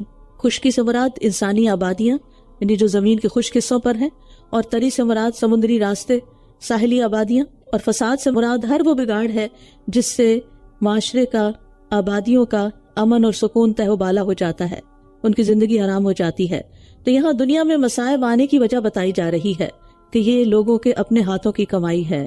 اس وقت جو موسموں کی تبدیلی اور جو ہمارا ایکو سسٹم بگڑ رہا ہے، ان سب کے پیچھے یہی فساد ہے انسان کا ڈالا ہوا۔ زمین و آسمان کی اصلاح اطاعت کے ساتھ ہوتی ہے۔ نافرمانیوں کی وجہ سے نہ صرف یہ کہ دنیاوی مشکلات آتی ہیں بلکہ جسمانی بیماریاں بھی آتی ہیں، آپس کی محبتیں بھی ختم ہو جاتی ہیں۔ نبی صلی اللہ علیہ وسلم فرمایا کرتے تھے، اس ذات کی قسم جس کے ہاتھ میں محمد کی جان ہے، جو دو آدمی بھی آپس میں ایک دوسرے سے محبت کرتے ہوں، غور سے سنیے، جو دو لوگ آپس میں ایک دوسرے سے محبت کرتے ہوں اور پھر ان دونوں کے درمیان جدائی ہو جائے تو وہ یقیناً ان میں سے کسی ایک کے گناہ کی وجہ سے ہوگی، کیونکہ محبت انسان کی ضرورت ہوتی، یعنی انسان کے لیے ایک سکون کا باعث ہوتا ہے، اور جس سے خاص طور پر انسان کمیونیکیٹ کر سکتا ہے، جس کے ساتھ انسان کی چاہت ہوتی ہے، یہ انسان کی ضروریات میں سے ایک ضرورت ہے۔ اسی لیے آپ دیکھیں گے جب بچہ پیدا ہوتا ہے تو اللہ تعالیٰ ماں باپ کے دل میں ان کی ایسی محبت ڈال دیتا ہے کہ اس کے رونے اور تکلیف دینے کے باوجود وہ بچہ ان کو بہت ہی پیارا ہوتا ہے، اور کوئی بیمار بھی ہو، معذور بھی ہو تو وہ کبھی خواہش نہیں کرتے کہ یہ مر جائے۔ یعنی کہ محبت کون ڈالتا ہے؟ یہ اللہ ہی ڈالتا ہے۔ لیکن یہ محبتیں ختم ہوتی ہیں آپس کی، رشتہ داروں کی بھی، دوستوں کی بھی، چاہنے والوں کی بھی، جب انسان غلط کام شروع کر دیتا ہے۔ قُلْ سِیرُوا فِی الْأَرْضِ فَانظُرُوا کَیْفَ کَانَ عَاقِبَةُ الَّذِینَ مِن قَبْلُ، کہہ دیجئے زمین میں چلو پھرو، پھر دیکھو کیسا ہوا انجام ان لوگوں کا جو ان سے پہلے تھے، ان کے اکثر مشرک ہی تھے۔ بس آپ اپنا چہرہ درست دین کی طرف قائم رکھیے، قبل اس کے کہ اللہ کی طرف سے وہ دن آ جائے جس کا ٹل جانا ممکن ہی نہیں۔ اس دن وہ سب جدا جدا ہو جائیں گے، جس نے کفر کیا تو اس کے کفر کا وبال اسی پر ہوگا، اور جس نے نیک عمل کیا تو وہ اپنے ہی لیے راہ ہموار کر رہے ہیں، تاکہ جو لوگ ایمان لائے اور انہوں نے نیک عمل کیے وہ انہیں اپنے فضل سے جزا دے۔ بے شک وہ کافروں سے محبت نہیں کرتا، اور اس کی نشانیوں میں سے ہے کہ وہ خوشخبریاں لانے والی ہوائیں بھیجتا ہے، اور تاکہ تمہیں اپنی رحمت کا مزہ چکھائے، اور تاکہ کشتیاں اس کے حکم سے چلیں، اور تاکہ تم اس کا فضل تلاش کرو، اور تاکہ تم شکر ادا کرو۔ یہاں ہواؤں کا کام بتایا گیا کہ وہ خوشخبریاں لاتی ہیں، لیکن کبھی کبھی تیز بھی ہوا ہوتی ہے، تو نبی صلی اللہ علیہ وسلم نے ہوا کو گالی دینے سے منع کیا ہے۔ آپ نے فرمایا ہوا کو ملعون نہ ٹھہراؤ، یہ تو اللہ کے حکم کی پابند ہے، اور جس نے کسی ایسی چیز پر لعنت کی جو اس کی مستحق نہ ہو تو لعنت کرنے والے پہ واپس پلٹ آتی ہے۔ ہوا معمور ہے، یعنی اس کو حکم دیا گیا، کسی کے لیے عذاب ہے اور کسی کے لیے رحمت اور خوشخبری ہے، لیکن ہوا چلنے پر دعا بھی کرنی چاہیے، اللہم انی اسألک خیرہا وخیر ما فیہا وَلَقَدْ أَرْسَلْنَا مِن قَبْلِكَ رُسُلًا، اور یقیناً ہم نے آپ سے پہلے بھی کئی رسولوں کو ان کی قوم کی طرف بھیجا تو وہ ان کے پاس واضح نشانیاں لے کر آئے، پھر جن لوگوں نے جرم کیا تھا ہم نے ان سے انتقام لے لیا، اور مومنوں کی مدد کرنا ہم پر لازم تھا۔ اللہ وہ ہے جو ہواؤں کو بھیجتا ہے تو وہ بادل کو اٹھاتی ہے، پھر وہ جس طرح چاہتا ہے انہیں آسمان میں پھیلا دیتا ہے، اور وہ انہیں ٹکڑے ٹکڑے کر دیتا ہے، پھر تم دیکھتے ہو کہ بارش اس کے اندر سے نکلتی ہے، پھر اپنے بندوں میں سے جن کو وہ چاہتا ہے یہ بارش پہنچا دیتا ہے، تو یکا یک وہ خوش ہو جاتے ہیں، حالانکہ اس سے قبل کہ وہ ان پر برسائی جاتی وہ اس سے پہلے مایوس ہونے والے تھے۔ پھر تم اللہ کی رحمت کے آثار کی طرف دیکھو، کس طرح وہ زمین کو اس کی موت کے بعد زندہ کر دیتا ہے، یقیناً وہی مردوں کو زندہ کرنے والا ہے، اور وہ ہر چیز پر خوب قدرت رکھنے والا ہے۔ اور اگر ہم ان پر کوئی ہوا بھیج دیں پھر وہ اس کھیتی کو زرد پڑی ہوئی دیکھیں تو اس کے بعد یقیناً وہ ناشکری کرنے لگیں، کیونکہ اللہ کو نہ ماننے والے صبر اور حوصلے سے محروم ہوتے ہیں۔ وَلِرَبِّكَ فَاصْبِرْ ہوتا ہے نا، انسان رب کی خاطر صبر کرتا ہے کہ اس نقصان پر مجھے اللہ اجر دے گا۔ بس آپ مردوں کو نہیں سنا سکتے اور نہ ہی آپ بہروں کو سنا سکتے ہیں جب وہ پیٹ پھیر کر منہ موڑ جائیں، اور نہ ہی آپ اندھوں کو ان کی گمراہی سے ہدایت دینے والے ہیں۔ آپ تو بس انہی لوگوں کو سنا سکتے ہیں جو ہماری آیات پر ایمان رکھتے ہیں، پھر وہ فرما بردار بھی ہیں۔ سبحان اللہ، یعنی بات وہی سنتا ہے جو کچھ کرنا چاہتا ہے، دوسروں کو تو دلچسپی نہیں ہوتی۔ اللہ وہ ہے جس نے تمہیں کمزوری کی حالت میں پیدا کیا، پھر کمزوری کے بعد قوت عطا کی۔ کتنی کمزوری کہ بچہ اپنی آنکھیں نہیں کھول سکتا، ہاتھ نہیں کھول سکتا، بول نہیں سکتا، بیٹھ نہیں سکتا، خود کھا نہیں سکتا، چل نہیں سکتا، کمزوری پہ کمزوری۔ اور کس طرح اللہ تعالیٰ پھر اس کو طاقت بخشتا ہے، پھر کمزوری کے بعد قوت عطا کی، پھر قوت کے بعد کمزوری اور بڑھاپا طاری کیا۔ وہ جو چاہتا ہے پیدا کرتا ہے، اور وہ خوب جاننے والا، بہت قدرت رکھنے والا ہے۔ اور جس دن قیامت قائم ہوگی، مجرم لوگ قسمیں کھائیں گے کہ وہ ایک گھڑی کے سوا نہیں ٹھہرے۔ اسی طرح یہ لوگ حق سے پھیرے جاتے تھے، اور جو لوگ علم اور ایمان دیے گئے وہ کہیں گے یقیناً تم اللہ کی کتاب کے مطابق دوبارہ اٹھنے کے دن تک ٹھہرے رہے ہو۔ تو یہ ہے دوبارہ اٹھنے کا دن، لیکن تم جانتے ہی نہ تھے۔ بس اس دن ان لوگوں کو جنہوں نے ظلم کیا، ان کی معذرت کوئی فائدہ نہ دے گی، اور نہ ان سے توبہ کرنے کا مطالبہ کیا جائے گا۔ اور یقیناً ہم نے اس قرآن میں لوگوں کے لیے ہر طرح کی مثال بیان کی ہے، اور اگر آپ ان کے پاس کوئی نشانی لائیں تو جن لوگوں نے کفر کیا وہ ضرور کہیں گے بے شک تم ہی باطل پرست ہو، مانیں گے نہیں۔ اسی طرح اللہ ان لوگوں کے دلوں پر مہر لگا دیتا ہے جو علم نہیں رکھتے۔ علم کی فضیلت پھر پتہ چل رہی ہے کہ جب علم نہیں ہوتا تو انسان حق و باطل میں فرق نہیں کر سکتا۔ فاصبر ان وعد اللہ حق، بس آپ صبر کیجئے، یقیناً اللہ کا وعدہ سچا ہے، اور وہ لوگ ہرگز آپ کو ہلکا نہ پائیں جو یقین نہیں رکھتے۔ سورۃ لقمان، بسم اللہ الرحمن الرحیم، الف لام میم، تلک آیات الکتاب الحکیم۔ الف لام میم، یہ حکمت والی کتاب کی آیات ہیں۔ ہدی و رحمت للمحسنین، نیکی کرنے والوں کے لیے ہدایت اور رحمت ہے، محسنین کے لیے جو اپنی عبادت میں احسان کی روش اختیار کرتے ہیں، جو والدین اور رشتہ داروں کے ساتھ احسان کرتے ہیں، جو نیکیاں کرتے ہیں اور برائیوں سے بچتے ہیں، جو اخلاص اور خشوع و خضوع کے ساتھ اللہ کی عبادت کرتے ہیں۔ تو قرآن سے اصل فائدہ محسنین اور متقین ہی اٹھاتے ہیں۔ اگرچہ یہ کتاب سب کے لیے ہے لیکن سب فائدہ نہیں اٹھاتے، تو ہمیں سوچنا چاہیے کیا ہم ان لوگوں میں شامل ہیں جو اس کتاب سے فائدہ اٹھا رہے ہیں؟ کون ہے محسنین؟ وہ جو نماز قائم کرتے ہیں، زکوٰۃ ادا کرتے ہیں، اور وہ آخرت پر یقین رکھتے ہیں۔ یہی لوگ اپنے رب کی طرف سے ہدایت پر ہیں، اور یہی لوگ فلاح پانے والے ہیں۔ اور لوگوں میں سے کوئی وہ ہے جو غافل کرنے والی بات کو خریدتا ہے تاکہ وہ بغیر علم کے اللہ کے راستے سے بھٹکائے اور اسے مذاق بنائے۔ یہی وہ لوگ ہیں جن کے لیے رسوا کرنے والا عذاب ہے۔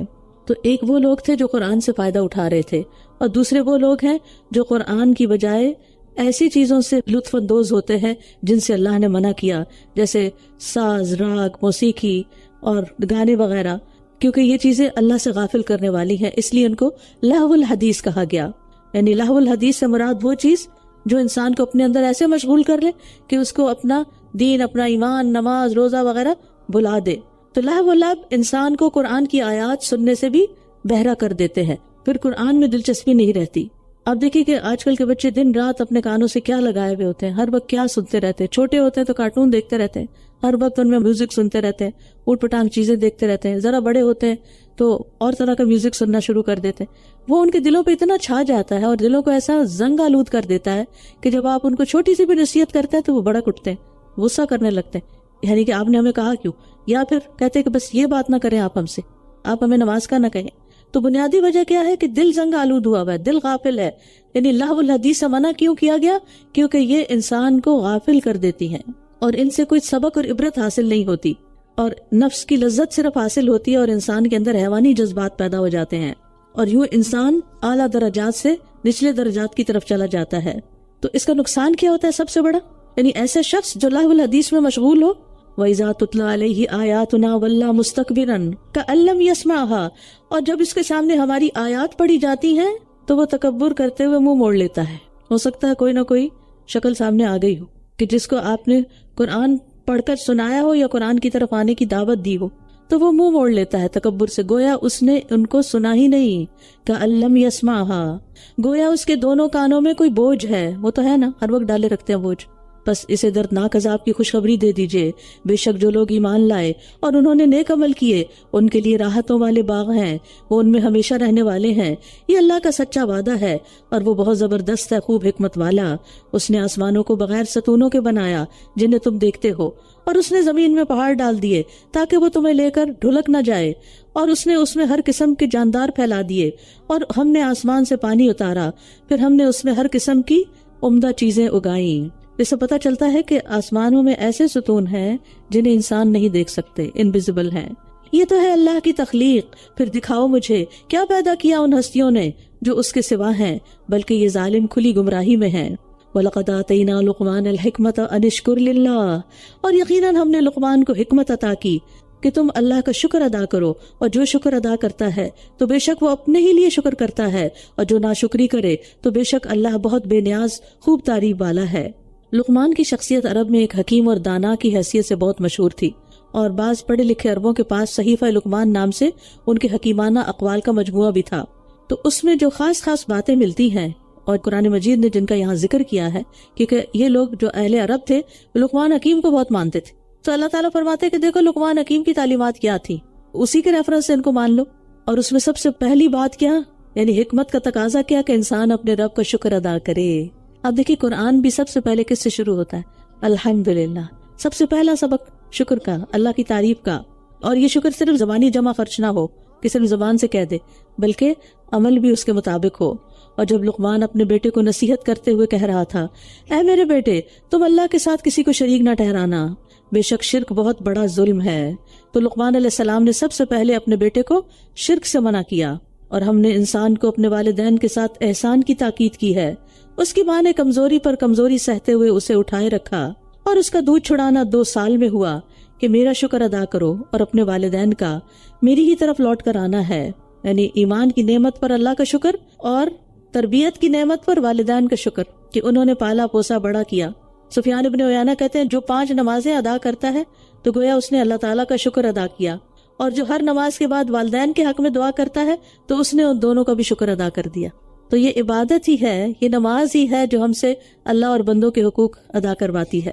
اور یہاں ایک بات نوٹ کیجئے کہ ماں کا زیادہ حق بتایا جا رہا ہے یہاں پر، کیونکہ اولاد کی تربیت میں ماں کی محنت اور مشقت زیادہ ہوتی ہے، پیدائش میں بھی اور تربیت میں بھی۔ تو اس لیے اولاد کو یاد دہانی کرائی گئی کہ وہ ماں کے ساتھ اچھا سلوک کرے، اور اگر وہ دونوں تم پر دباؤ ڈالیں کہ تم میرے ساتھ اسے شریک ٹھہراؤ جس کا تمہیں کوئی علم نہیں، تو تم ان کی اطاعت نہ کرنا، اور دنیا میں بھلے طریقے سے ان کے ساتھ رہنا، اور اس شخص کے راستے کی پیروی کرنا جو میری طرف رجوع کرے، پھر میری ہی طرف تمہارا لوٹنا ہے، پھر میں تمہیں بتا دوں گا جو کچھ تم کیا کرتے تھے۔ یعنی والدین کا بڑا حق ہے، لیکن اگر وہ شرک کرنے کے لیے کہیں تو ان کی اطاعت کرنا جائز نہیں، کیونکہ خالق کی نافرمانی میں مخلوق کی اطاعت نہیں کی جا سکتی۔ لیکن چاہے وہ مشرک ہیں یا جو بھی ہیں، ان کے ساتھ حسن سلوک ہمارے دین کا حکم ہے، یعنی وہ ضرور کرنا ہے۔ ان کے ساتھ نرمی سے بات کرنا، ان کا کھانا پینا رہنا، علاج وغیرہ، ان کی ضروریات کا خیال رکھنا، محبت کے ساتھ بات کرنا، ان کے غصے اور تلخی کو برداشت کرنا۔ اگر یہ مشرک والدین کا حق ہے تو مسلمان والدین کا کیا حق ہوگا؟ اور یہاں پھر تاکید کر دی گئی کہ اللہ کی طرف رجوع کرنے والوں کی ہی پیروی کرنا۔ یا بنی انہا ان تک مثقال حبۃ من خردل، اے میرے بیٹے بے شک اگر کوئی چیز رائی کے دانے کے وزن کے برابر بھی ہو، رائی کا دانہ بہت چھوٹا دانہ ہوتا ہے، اور وہ کسی چٹان میں ہو یا آسمانوں میں یا زمین میں، تو اللہ اسے لے آئے گا، اللہ اس کو حاضر کر دے گا، بے شک اللہ بہت باریک بین خوب باخبر ہے۔ تو اس سے اللہ تعالیٰ کے علم اور قدرت کا اندازہ ہو رہا ہے کہ اللہ تعالیٰ رائی کے دانے برابر بھی چیز کو جانتا ہے اور اس پر کنٹرول رکھتا ہے۔ لہٰذا کہیں چھپ کر بھی غلط کام نہ کرو، کیونکہ چھپ کر کیے ہوئے کام کو بھی اللہ تعالیٰ حاضر کر دے گا۔ تو انسان کو ہر وقت اس بات کو یاد رکھنا چاہیے کہ اللہ تعالیٰ انسان کے گناہوں کو دیکھ رہا ہے، کیونکہ اللہ اللطیف ہے جو نہایت باریک اشیاء کو بھی جانتا ہے۔ یا بنی اقم الصلاۃ وامر بالمعروف وانہا عن المنکر واصبر علی ما اصابک ان ذلک من عزم الامور، اے میرے بیٹے نماز قائم کرو اور نیکی کا حکم دو اور برائی سے روکو، اور جو مصیبت تمہیں پہنچے اس پر صبر کرو، بے شک یہ بڑی ہمت کے کاموں میں سے ہے۔ یعنی بنیادی عقائد کی وصیت کرنے کے بعد اب کچھ احکامات کی وصیت ہے جو بڑے اہم ہیں، جن میں سب سے پہلے نماز کا حکم۔ جتنی بھی نیکیاں ہوتی ہیں نا، نماز ان پر ٹاپ پر ہوتی ہے، کیونکہ اس کے بعد ہی باقی چیزیں قبول ہیں۔ اور دوسری اہم چیز نیکی کا حکم دینا اور برائی سے روکنا، کیونکہ انسان اپنی عبادت کے علاوہ اپنے ساتھ والوں، اپنے ساتھیوں، دوستوں، عزیزوں، پیاروں کا بھی خیال رکھے کہ ان کو بھی اچھی اچھی باتیں بتاتا رہے، اور اگر کوئی غلط کر رہے ہیں وہ تو ان کو اس کے اوپر بھی انفارم کرے، اس سے روکے۔ اور جب وہ یہ کام کرے گا تو مشکل تو آئے گی، تو پھر کیا کرنا ہے؟ صبر۔ دنیا کی زندگی میں آنے والی آزمائشوں پر صبر ہی کرنا چاہیے، کیونکہ یہ زندگی آزمائشوں اور تکلیفوں سے بھری ہوئی ہے. اصل راحت اور آرام تو صرف جنت میں ہی حاصل ہوگا. تو اس لیے مومن اس قید خانے کی ہر تکلیف اور آزمائش پر صبر ہی کرتا رہے اور اپنے رب سے شکوہ کرنے کی بجائے اس کی تقدیر پر راضی رہے. اور تم لوگوں سے اپنا منہ نہ موڑو اور زمین میں اترا کر نہ چلو. بے شک اللہ کسی خود پسند فخر جتانے والے کو پسند نہیں کرتا. احکامات کی نصیحت کے بعد اب آداب کی نصیحت ہے، یعنی تکلف سے ایک طرف منہ موڑ کے بات نہ کرو. اچھا کچھ لوگ آپ سے بات کرتے ہیں، آپ سے آنکھ ہی نہیں ملاتے، دیکھتے ہی نہیں آپ کی طرف، کسی اور کی طرف دیکھ رہے ہوتے، پتہ نہیں چلتا وہ کس سے بات کر رہے ہیں. تو بات کرنے کا مسنون طریقہ کیا؟ نبی صلی اللہ علیہ وسلم اپنے پورے وجود کے ساتھ اس شخص کی طرف متوجہ ہو جاتے تھے جس سے وہ بات کرتے تھے، یعنی ایکٹیو لسننگ، توجہ. یہ نہیں کہ بچہ کوئی آپ سے بات کہہ رہا ہے اور آپ اپنا پڑھ رہے ہیں، تھوڑی دیر پڑھائی روک دیں، ٹھیک ہے، کتاب بند کریں اور پوچھیں جی بیٹا کیا چاہیے آپ کو. 1 منٹ لگے گا اس کی بات سن کے. اگر کچھ نہیں چاہیے اسے، صرف آپ کو حق کرنا تو حق کر کے کس کر کے چھوڑ دیں اس کو، بس اتنی سی بات ہے. اور وہ پھر جا کے خوشی خوشی اپنے کام میں مصروف ہو جائے گا. لیکن جب وہ کہتے ہیں ہر تھوڑی دیر بعد آ جاتے، جاؤ جاؤ مجھے کام کرنے دو، تمہیں نہیں پتا میں قرآن پڑھ رہی ہوں، تو کس پہ احسان کر رہی ہے؟ اپنے پہ ہی ہے نا. یہ تو کسی کو کہنا ہی نہیں چاہیے، اس کا تو احسان جتانا ہی نہیں چاہیے، کیونکہ ان احسنتم احسنتم لانفسکم، یہ نیکیاں تو اپنے لیے کر رہے ہیں، تو اس میں کسی پر روب جمانے کی کیا ضرورت ہے اس کو مینشن کر کے. اور یہ رویہ کون اختیار کرتا ہے؟ جس کے اندر کبر ہوتا ہے اور جو لوگوں کو حقیر سمجھتا ہے. کیونکہ یہ ہو نہیں سکتا کہ جس کو ہم امپورٹنس دیں پھر اس کی طرف دیکھیں بھی نہ. تو لوگوں کو حقیر سمجھ کر ان سے منہ نہ موڑیں، اور پھر زبان یا ہاتھ سے بھی کسی کی تحقیر نہ کی جائے. اور پھر زمین پر چلنے کی بات بھی کی گئی، کیونکہ چال بھی انسان کی شخصیت کی عکاس ہوتی ہے. اور اپنی چال میں میانہ روی اختیار کر اور اپنی آواز کو پست رکھ. بے شک آوازوں میں سب سے زیادہ ناپسندیدہ آواز گدھے کی آواز ہے. اس لیے چال درمیانی ہونی چاہیے، آواز درمیانی ہونی چاہیے. نہ تو انسان تیز چلے پاؤں مار کے اور نہ ہی مریضوں کی طرح چلے، بلکہ معقول انداز میں چلے. اسی طرح بلا ضرورت اونچی آواز میں نہ بولے اور چیخے چلائے نہیں، اور نہ ہی اتنا وسپر کرے کہ دوسرے کو بات سمجھ نہ آئے اور تکلیف ہو. اور پھر گدھے کی آواز، گدھا ایک دفعہ بولنا شروع کرتا ہے نا تو آپ چپ نہیں کرا سکتے اس کو جب تک وہ اپنی پوری بات کر نہیں لیتا. تو کچھ لوگ ایسے ہی ہوتے ہیں کہ وہ کسی کی نہیں سنتے جب تک وہ اپنے پوری بڑاس نہ نکال بیٹھے. اور گدھے کی آواز سے ایک شور آتا ہے، تو اس انداز میں بھی باتیں نہیں کرنی چاہیے کہ شور شرابہ ہو. گھر کو پرسکون بنائیں. الم تروا ان اللہ سخر لکم ما فی السماوات و ما فی الارض، کیا تم نے دیکھا نہیں کہ جو کچھ آسمانوں میں ہے اور جو کچھ زمین میں ہے اللہ نے تمہارے لیے مسخر کر دیا ہے، اور اس نے تم پر اپنی ظاہری اور باطنی نعمتیں تمام کر دی ہیں. اور بعض لوگ وہ ہیں جو بغیر علم اور ہدایت اور روشن کتاب کے اللہ کے بارے میں جھگڑا کرتے ہیں. کھلی نعمتیں وہ ہوتی ہیں جن کو ہم دیکھ سکتے ہیں، اور چھپی نعمتیں جن کا ہمیں پتہ ہی نہیں اور وہ بیک گراؤنڈ میں کام کر رہی ہیں ہمارے ہی فائدے کے لیے. ہمارے اندر جتنے بھی سسٹمز ہیں ہمیں تو نہیں پتا کہ وہ کس طرح فنکشن کر رہے ہیں. ہم سو جاتے ہیں، ہمارا دل دھڑکتا رہتا ہے، کس طرح ہمیں خون سپلائی کرتا رہتا ہے، وہ کام پر لگا ہوا ہے، ایک دن بھی چھٹی نہیں کرتا. تو دین اللہ کی نعمتوں میں سے سب سے بڑی نعمت ہے، کیونکہ آخر میں کتاب اور ہدایت کی بات آئی.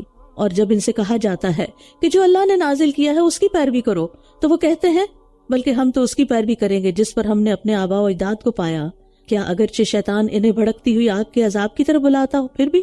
تو قرآن و سنت کے مقابلے میں اپنے آباء و اجداد کی پیروی کرنا سب سے بڑی گمراہی ہے اگر وہ حق پر نہ ہو. اور جو کوئی اپنا چہرہ اللہ کے سپرد کر دے، یعنی اخلاص اختیار کرے، جبکہ وہ نیکی کرنے والا بھی ہو، محسن بھی ہو، تو یقیناً اس نے مضبوط کڑا تھام لیا اور اللہ ہی کی طرف سب کاموں کا انجام ہے. یعنی ایک طرف آباء و اجداد کی پیروی کرنے والا ہے اور دوسری طرف اپنے آپ کو اللہ کے سپرد کرنے والا ہے، اور ہر کام اللہ کی رضا کے لیے کرتا ہے اور اللہ کی مرضی کے مطابق. وہ اپنی خواہشات کی پیروی نہیں کرتا، اس کی ساری زندگی اللہ کے لیے ہوتی ہے، اور وہ اپنا ہر عمل احسان کے درجے پر کرتا ہے. اور جس نے کفر کیا ہے تو اس کا کفر آپ کو غمگین نہ کرے، ہماری ہی طرف ان کا لوٹنا ہے، پھر ہم انہیں بتا دیں گے جو کچھ انہوں نے کیا. بے شک اللہ سینوں کے بھیدوں کو خوب جاننے والا ہے. تو یہاں رسول اللہ صلی اللہ علیہ وسلم اور اسلام کے ہر داعی کو تسلی دی جا رہی ہے. ہم انہیں تھوڑا سا فائدہ دیں گے، پھر ہم انہیں سخت عذاب کی طرف مجبور کریں گے. اور اگر آپ ان سے پوچھیں کہ آسمانوں اور زمین کو کس نے پیدا کیا، تو یہ ضرور کہیں گے کہ اللہ نے. کہہ دیجئے سب تعریفیں اللہ کے لیے ہیں، بلکہ ان کے اکثر علم نہیں رکھتے، اس لیے پھر یہ بتوں کو خدا کا شریک قرار دے دیتے ہیں. للہ ما فی السماوات والارض. دیکھیے ہر تھوڑی دیر کے بعد نا اللہ کی ملکیت کی بات آ جاتی. یہ سارا کچھ اس کا ہے، یہ یاد رکھنا، لہٰذا اس کو اسی کی مرضی کے مطابق استعمال کرنا. جو کچھ آسمانوں اور زمین میں ہے سب اللہ ہی کے لیے ہے. بے شک اللہ بہت بے نیاز خوب تعریف والا ہے. اور زمین میں جو بھی درخت ہیں اگر وہ قلم بن جائیں اور تمام سمندر اس کی سیاہی بن جائیں، اس کے بعد 7 سمندر مزید ہوں تو بھی اللہ کے کلمات ختم نہ ہوں گے۔ بے شک اللہ بہت زبردست خوب حکمت والا ہے۔ یعنی انسان اللہ تعالیٰ کی ثنا کا شمار نہیں کر سکتا۔ اللہ تعالیٰ کی ایسی ایسی صفات ہیں اور ایسے ایسے کلمات ہیں کہ جن تک ہم انسان پہنچ بھی نہیں سکتے۔ اسی لیے نبی صلی اللہ علیہ وسلم نے دعا کرتے ہوئے فرمایا تھا، لا احصی ثناء علیک انت کما اثنیت علی نفسک، میں تیری ثنا یعنی تعریف کا شمار نہیں کر سکتا، تو اسی طرح ہے جیسے تو نے خود اپنی ثنا کی ہے۔ ما خلقکم ولا بعثکم الا کنفس واحدہ ان اللہ سمیع بصیر، تم سب کا پیدا کرنا اور تمہیں دوبارہ زندہ کرنا اللہ کے نزدیک ایک جان کی طرح ہے۔ ایک کو پیدا کرے یا کروڑ کو، اس کے لیے ایک برابر۔ بے شک اللہ خوب سننے والا خوب دیکھنے والا ہے۔ کیا آپ نے دیکھا نہیں کہ بے شک اللہ رات کو دن میں اور دن کو رات میں داخل کرتا ہے، اور اسی نے سورج اور چاند کو مسخر کر رکھا ہے، سب ایک مقرر وقت تک کے لیے چل رہے ہیں، اور بے شک جو عمل بھی تم کرتے ہو اللہ اس سے خوب باخبر ہے۔ یہ اس لیے کہ بے شک اللہ ہی حق ہے، اور یہ کہ اس کے سوا جن کو یہ پکارتے ہیں وہ سب باطل ہیں، اور یہ کہ اللہ ہی بلند شان والا بہت بڑا ہے۔ یعنی سب کو بیان کرنے کا مقصد کیا ہے کہ اللہ ہی حق ہے اور سب سے بڑا ہے، اس کے سوا باقی تمام معبود جو ہیں وہ باطل ہیں، اور ان میں سے کسی کے پاس بھی مشکل کشا ہونے اور حاجت روا ہونے کا کوئی اختیار نہیں۔ الم تر ان الفلک تجری فی البحر بنعمت اللہ، کیا تم نے دیکھا نہیں کہ کشتیاں سمندر میں اللہ کے فضل سے چل رہی ہیں تاکہ وہ تمہیں اپنی کچھ نشانیاں دکھائے؟ یقیناً اس میں بہت صبر کرنے والے، بہت شکر گزار کے لیے بہت سی نشانیاں ہیں۔ اللہ نے ہم پہ بہت بڑا احسان کیا ہے کہ اس نے پانی کے اندر یہ خاصیت رکھی کہ وہ خاص حجم والی چیز کو نیچے نہیں جانے دیتا، تو انسان تیر سکتا ہے اور سمندری سفر خیر و عافیت سے گزار لیتا ہے۔ اور جب ان پر کوئی موج صاحبانوں کی طرح چھا جاتی ہے تو وہ صرف اللہ ہی کو پکارتے ہیں اور دین کو اسی کے لیے خالص کرتے ہوئے، اور جب وہ انہیں خشکی کی طرف نجات دے دیتا ہے تو ان میں سے کچھ تو سیدھی راہ پر قائم رہتے ہیں، اور ہماری آیات کا انکار وہی کرتا ہے جو بہت عہد شکن ہو، وعدہ توڑنے والا، انتہائی ناشکرا ہو۔ یا ایھا الناس اتقوا ربکم، اے لوگو اپنے رب سے ڈرو اور اس دن کا خوف کرو جس دن کوئی باپ اپنی اولاد کے کسی کام نہ آئے گا، اور نہ ہی اولاد اپنے باپ کے کچھ کام آنے والی ہے۔ بے شک اللہ کا وعدہ سچا ہے، بس دنیا کی زندگی ہرگز تمہیں دھوکے میں نہ ڈالے، اور نہ ہی بڑا دھوکے باز شیطان تمہیں اللہ کے بارے میں دھوکے میں ڈالے۔ یعنی انسان کا نفس بھی انسان کو دھوکہ دیتا ہے، دنیا بھی دیتی ہے، اور سب سے بڑھ کر شیطان کا دھوکہ کیا ہے؟ کسی کو وہ دھوکہ دیتا ہے کہ اللہ کوئی نہیں ہے ہی نہیں، کسی کو دھوکہ دیتا ہے بڑا غفور الرحیم ہے، بعد میں توبہ کر لینا، بھی جو کرنا کر لو، اور کسی کو کہتا ہے کہ فلاں بزرگ یا پیر کا اس پر بڑا زور ہے، وہ سفارش کر کے تمہیں چھڑا لیں گے، تم ان کو راضی کر لو۔ مطلب یہ ہے کہ شیطان مختلف طریقوں سے انسان کو دنیا کی طرف مائل کر کے اللہ کی طرف سے غافل کر دیتا ہے۔ تو بی کیئرفل۔ ان اللہ عندہ علم الساعہ، بے شک اللہ ہی کے پاس قیامت کا علم ہے، اور وہی بارش برساتا ہے، اور وہ جانتا ہے جو کچھ رحموں میں ہے، اور کوئی شخص نہیں جانتا کل وہ کیا کمائی کرے گا، اور کوئی شخص نہیں جانتا کہ وہ کس زمین پر مرے گا۔ بے شک اللہ بہت علم والا خوب باخبر ہے۔ ان کو مفاتیح الغیب کہا جاتا ہے، غیب کی کنجیاں۔ ان کا علم اللہ ہی کے پاس تھا، کسی فرشتوں کو، کسی نبی مرسل کو بھی علم نہیں دیا گیا۔ اور اس میں کیا کیا چیزیں شامل ہیں؟ قیامت کا علم، بارش برسائے گا، کب برسانی ہے، جی ہاں، جو رحموں میں ہے، صرف عورت کے نہیں باقی مخلوق کے بھی، اور کل کیا ہوگا کسی کو نہیں پتا، کس زمین پہ مرے گا یہ بھی نہیں پتا۔ سورۃ السجدہ، بسم اللہ الرحمن الرحیم۔ نبی صلی اللہ علیہ وسلم جمعہ کے دن فجر کی نماز میں پہلی رکعت میں سورۃ السجدہ پڑھتے اور دوسری رکعت میں سورۃ الانسان یا سورۃ الدہر جس کو کہا جاتا ہے۔ آپ صلی اللہ علیہ وسلم سونے سے قبل بھی سورت کی تلاوت کرتے تھے، سورۃ ملک کے علاوہ۔ الف لام میم تنزیل الکتاب لا ریب فیہ من رب العالمین، اس میں کوئی شک نہیں کہ اس کتاب کا نازل کرنا تمام جہانوں کے رب کی طرف سے ہے۔ کیا یہ کہتے ہیں کہ اس نے اسے خود گھڑ لیا ہے؟ بلکہ یہ آپ کے رب کی طرف سے حق ہے، تاکہ آپ اس قوم کو ڈرائیں جن کے پاس آپ سے پہلے کوئی ڈرانے والا نہیں آیا، تاکہ یہ ہدایت پا جائیں۔ اور قوم سے مراد عرب قوم ہے، قرآن کی پہلی مخاطب قوم عرب ہے۔ اللہ وہ ہے جس نے آسمانوں اور زمین کو اور جو کچھ ان دونوں کے درمیان ہے 6 دنوں میں پیدا کیا، پھر وہ عرش پر بلند ہوا۔ تمہارے لیے اس کے سوا نہ کوئی دوست ہے اور نہ کوئی سفارشی، کیا پھر بھی تم نصیحت حاصل نہیں کرتے؟ وہ آسمان سے زمین تک ہر معاملے کی تدبیر کرتا ہے، پھر وہ معاملہ اس کی طرف ایک ایسے دن میں اوپر چڑھتا ہے جس کا اندازہ تمہارے شمار کے مطابق 1000 سال ہے۔ یعنی اللہ تعالیٰ کا حکم لے کر فرشتہ جب اترتا ہے تو 500 سال اترنا اور 500 سال چڑھنا واپس، لیکن وہ ایک آنکھ جھپکنے کی دیر میں طے کر لیتا ہے. ایسی قوت اللہ نے ان کو دے رکھی ہے. وہ ہی جاننے والا ہے غیب اور حاضر کا، بہت زبردست، نہایت رحم کرنے والا ہے. وہ جس نے جو چیز بھی بنائی بہت اچھی بنائی، اور اس نے انسان کی تخلیق کی ابتدا مٹی سے کی، پھر اس کی نسل ایک حقیر پانی کے نچوڑ سے چلائی، پھر اس نے اسے درست کیا اور اس میں اپنی روح پھونک دی، اور اس نے تمہارے لیے کان اور آنکھیں اور دل بنائے، کتنا کم تم شکر ادا کرتے ہو. یعنی انسان کا شرف بیان کرنے کے لیے ڈالی جانے والی روح کو اپنی روح قرار دیا، ورنہ ہر چیز ہی اللہ کی ہے. ایوری تھنگ بلانگس ٹو اللہ سبحانہ و تعالیٰ.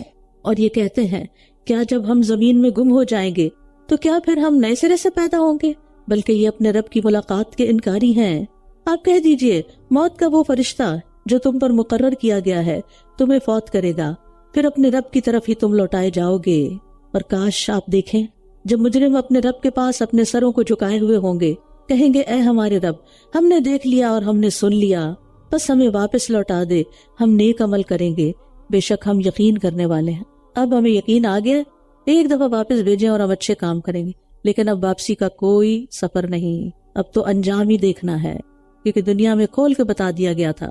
اور اگر ہم چاہتے تو ہر نفس کو اس کی ہدایت دے دیتے، لیکن میری طرف سے بات سچ ہو گئی کہ میں جہنم کو جنوں اور انسانوں سب سے ضرور بھر دوں گا. سو تم مزہ چکھو عذاب کا، اس وجہ سے جو تم اپنے اس دن کی ملاقات کو بھول گئے تھے. بے شک ہم بھی تمہیں بھلائے دیتے ہیں، اور ہمیشگی کے عذاب کا مزہ چکھو اس کے بدلے جو تم کیا کرتے تھے. یعنی جو شخص دنیا میں اللہ کو بھولے ہوئے ہے، قیامت کے دن اللہ تعالیٰ بھی اس کو بھلا دے گا. مطلب اس کا کیا ہے کہ اس کو عذاب میں چھوڑ دے گا اور اس کے اندر کمی نہیں کی جائے گی، ورنہ اللہ تعالیٰ کو نسیان لاحق نہیں ہے. لا یضل ربی ولا ینسا. ہماری آیات پر تو وہی لوگ ایمان لاتے ہیں کہ جب انہیں ان آیات کے ساتھ نصیحت کی جاتی ہے تو وہ سجدہ کرتے ہوئے گر پڑتے ہیں اور اپنے رب کی حمد کے ساتھ تسبیح کرتے ہیں، اور وہ تکبر نہیں کرتے. تو یہ اللہ تعالیٰ پر ایمان لانے والوں کی صفات ہے کہ ان کے دلوں میں ضد اور اناد نہیں ہوتا، اللہ کی آیات سن کر فوراً جھک جاتے ہیں، حق قبول کر لیتے ہیں، اللہ کی حمد و تسبیح کرتے ہیں اور تکبر نہیں کرتے. ان کے پہلو بستروں سے الگ رہتے ہیں، وہ اپنے رب کو خوف اور امید سے پکارتے ہیں، اور جو رزق ہم نے انہیں دیا اس میں سے وہ خرچ کرتے ہیں. یعنی نماز اور اللہ کا ذکر کرنے کے لیے اپنے نرم بستر چھوڑ کر تہجد پڑھتے ہیں. یہ مطلب ہے. قیام اللیل کی فضیلت کے بارے میں بہت سی احادیث بھی ہیں، اور آج کل تو بہت موقع ہے، الحمدللہ، اللہ کا شکر ہے. اور اس کو پھر میں یہی کہوں گی کہ اگر ہم رمضان کی راتوں میں ایکسٹرا جاگ سکتے ہیں، جلدی اٹھ سکتے ہیں، تو وائی ناٹ آفٹر رمضان. ہم صرف رمضانی کیوں ہیں؟ صرف ہم رمضان میں ہی کیوں مسلمان بن جاتے ہیں؟ رمضان تو ہماری تربیت کے لیے آتا ہے، ٹریننگ کے لیے آتا ہے، ہماری کیپیسٹی بلڈنگ کے لیے آتا ہے کہ اس کے بعد ہم یہ سارے کام کرتے رہیں. ٹھیک ہے، اتنے نہیں تو کم از کم اس کا کچھ حصہ تو. اور ہر سال آپ اگر رمضان کے بعد میں عبادت میں تھوڑا انکریز کر لیں، جو رمضان میں آپ نے عادتیں ڈالی وہ بعد میں تھوڑی برقرار رکھیں، اگر 100% نہیں 50%، 20%، 10%، تو ہر سال رمضان کے بعد آپ بہتر بہتر بہتر ہوتے جائیں گے انشاءاللہ. فَلَا تَعْلَمُ نَفْسٌ مَّا أُخْفِيَ لَهُم مِّن قُرَّةِ أَعْيُنٍ جَزَاءً بِمَا كَانُوا يَعْمَلُونَ. بس کوئی شخص نہیں جانتا کیا کچھ آنکھوں کی ٹھنڈک کا سامان ان کے لیے چھپایا گیا ہے، یہ بدلہ ہے اس کا جو وہ کیا کرتے تھے. یہاں نیند قربان کی تو نیند کی کمی کی وجہ سے آنکھیں بوجھل ہو گئی، اور وہاں انہی آنکھوں کو جنت کے نظارے دیکھ دیکھ کر ٹھنڈک ملے گی، سکون ملے گا. اور پھر یہ کہ اس سے چھپ کر کرنے والی عبادت کا بھی پتہ چلتا ہے. انہوں نے اپنے اعمال کو چھپایا، اللہ نے ان کی جزا کو چھپا دیا. یعنی اللہ کے سوا کوئی بھی ان نعمتوں کو نہیں جانتا جو اللہ نے اہل ایمان کے لیے، ان صفات کے حامل لوگوں کے لیے، ان کی آنکھیں ٹھنڈی کرنے کے لیے تیار کر رکھی ہیں. افمن کان مؤمنا کمن کان فاسقا لا یستوون. کیا بھلا وہ جو مومن ہے اس کی مانند ہو سکتا ہے جو فاسق ہے؟ یہ برابر نہیں ہو سکتے. یعنی اللہ کے فرما بردار اور نافرمان ایک جیسے نہیں ہو سکتے، نہ دنیا میں نہ آخرت میں. رہے وہ لوگ جو ایمان لائے اور انہوں نے نیک عمل کیے تو ان کے لیے ہمیشہ رہنے کے باغات ہیں. یہ مہمانی ہے اس عمل کے بدلے میں جو وہ کیا کرتے تھے. یعنی جنت میں لوگ یوں ٹھہرائے جائیں گے جیسے کسی کے یہاں کوئی مہمان ٹھہرتا ہے، یعنی ان کی اتنی کیئر کی جائے گی. اور رہے وہ لوگ جنہوں نے نافرمانی کی تو ان کا ٹھکانہ آگ ہے، جب کبھی وہ چاہیں گے کہ اس سے باہر نکل آئیں وہ اسی میں لوٹا دیے جائیں گے. اور ان سے کہا جائے گا آگ کے اس عذاب کا مزہ چکھو جسے تم جھٹلایا کرتے تھے. تو اس سے پتہ چلتا ہے کہ کفار جہنم سے کسی صورت باہر نہ نکل سکیں گے. اور تکلیف کی شدت میں اضافے کی وجہ سے بار بار عذاب دہرایا جائے گا. کلما خبت زدناہم سعیرا فذوقوا فلن نزیدکم الا عذابا. اور یقیناً ہم انہیں بڑے عذاب کے علاوہ دنیا کے ہلکے عذاب کا مزہ چکھائیں گے شاید کہ یہ لوٹ آئیں. دنیا میں اللہ تعالیٰ مختلف امتحانوں سے کیوں گزارتا ہے؟ تاکہ بندہ اللہ کی طرف پلٹے. یعنی مصیبتوں کی شکل میں، بیماریوں کی شکل میں آزمائشیں انسان کو سیدھا کرنے کے لیے آتی ہیں. اور عذاب الادنیٰ سے مراد عذاب قبر بھی لیا گیا ہے، لیکن یہ تفسیر درست نہیں، کیونکہ اس کے بعد تو کوئی پلٹ نہیں سکتا. اور اس سے بڑا ظالم کون ہے جسے اپنے رب کی آیات کے ساتھ نصیحت کی گئی پھر بھی اس نے ان سے منہ موڑ لیا. اللہ اکبر. بے شک ہم مجرموں سے انتقام لینے والے ہیں. رب کی آیات سے منہ موڑنے والا سب سے بڑا ظالم ہے.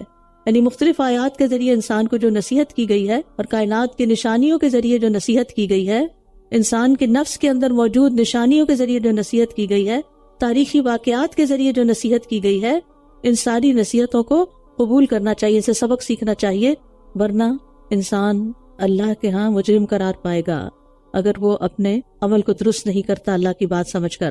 اور یقیناً ہم نے موسیٰ کو کتاب دی تھی، بس آپ اس ملاقات سے شک میں نہ ہو، اور ہم نے اسے بنی اسرائیل کے لیے ہدایت کا ذریعہ بنایا. اب عیسیٰ علیہ السلام کی بجائے موسیٰ علیہ السلام کو کتاب دینے کا ذکر آ رہا ہے. اس کی کیا وجہ ہے؟ رسول اللہ صلی اللہ علیہ وسلم سے قریب ترین پیغمبر عیسیٰ علیہ السلام ہیں، لیکن یہ کہ تمام بنی اسرائیل ان پر ایمان نہیں لائے، اور ایک یہ بھی کہ وہ تورات ہی کے احکام پر عمل کرتے تھے، عیسیٰ علیہ السلام بھی. تو اس لیے اللہ تعالیٰ نے ان کی بجائے موسیٰ کو کتاب دینے کا ذکر کیا. اور جب انہوں نے صبر سے کام لیا تو ہم نے ان میں سے ایسے امام بنائے جو ہمارے حکم سے رہنمائی کرتے تھے اور وہ ہماری آیات پر یقین رکھتے تھے. اللہ کے راستے میں جو مشکلات پیش آتی ہیں نا، تو انسان صبر کے ساتھ معاملہ کرے اور اللہ کی آیات پر یقین کرے تو انسان کو یہ درجہ حاصل ہو جاتا ہے. یعنی صبر اور اللہ کی آیات پر یقین رکھنے والے ہی امامت کا درجہ حاصل کر سکتے ہیں.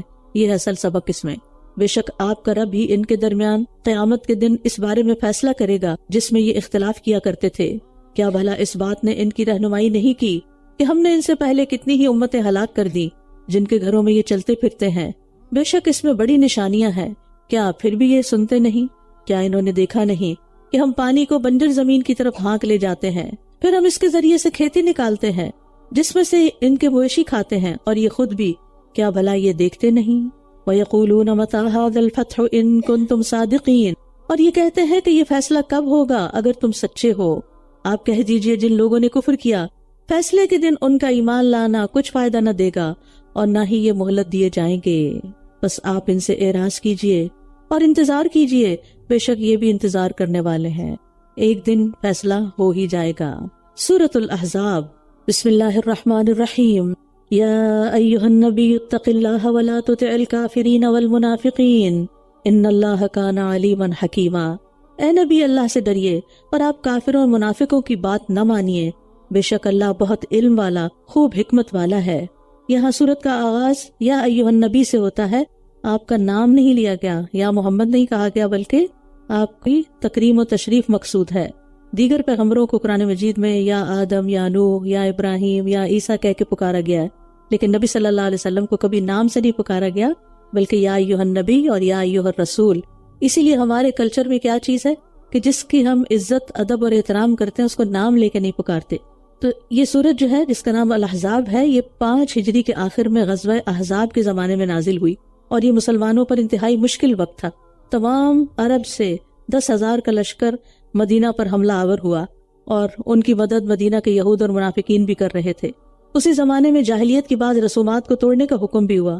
زہار کی رسم کا خاتمہ ہوا، منہ بولے بیٹے کی حقیقت بتائی گئی، اس کے حقیقی مقام کی وضاحت کی گئی.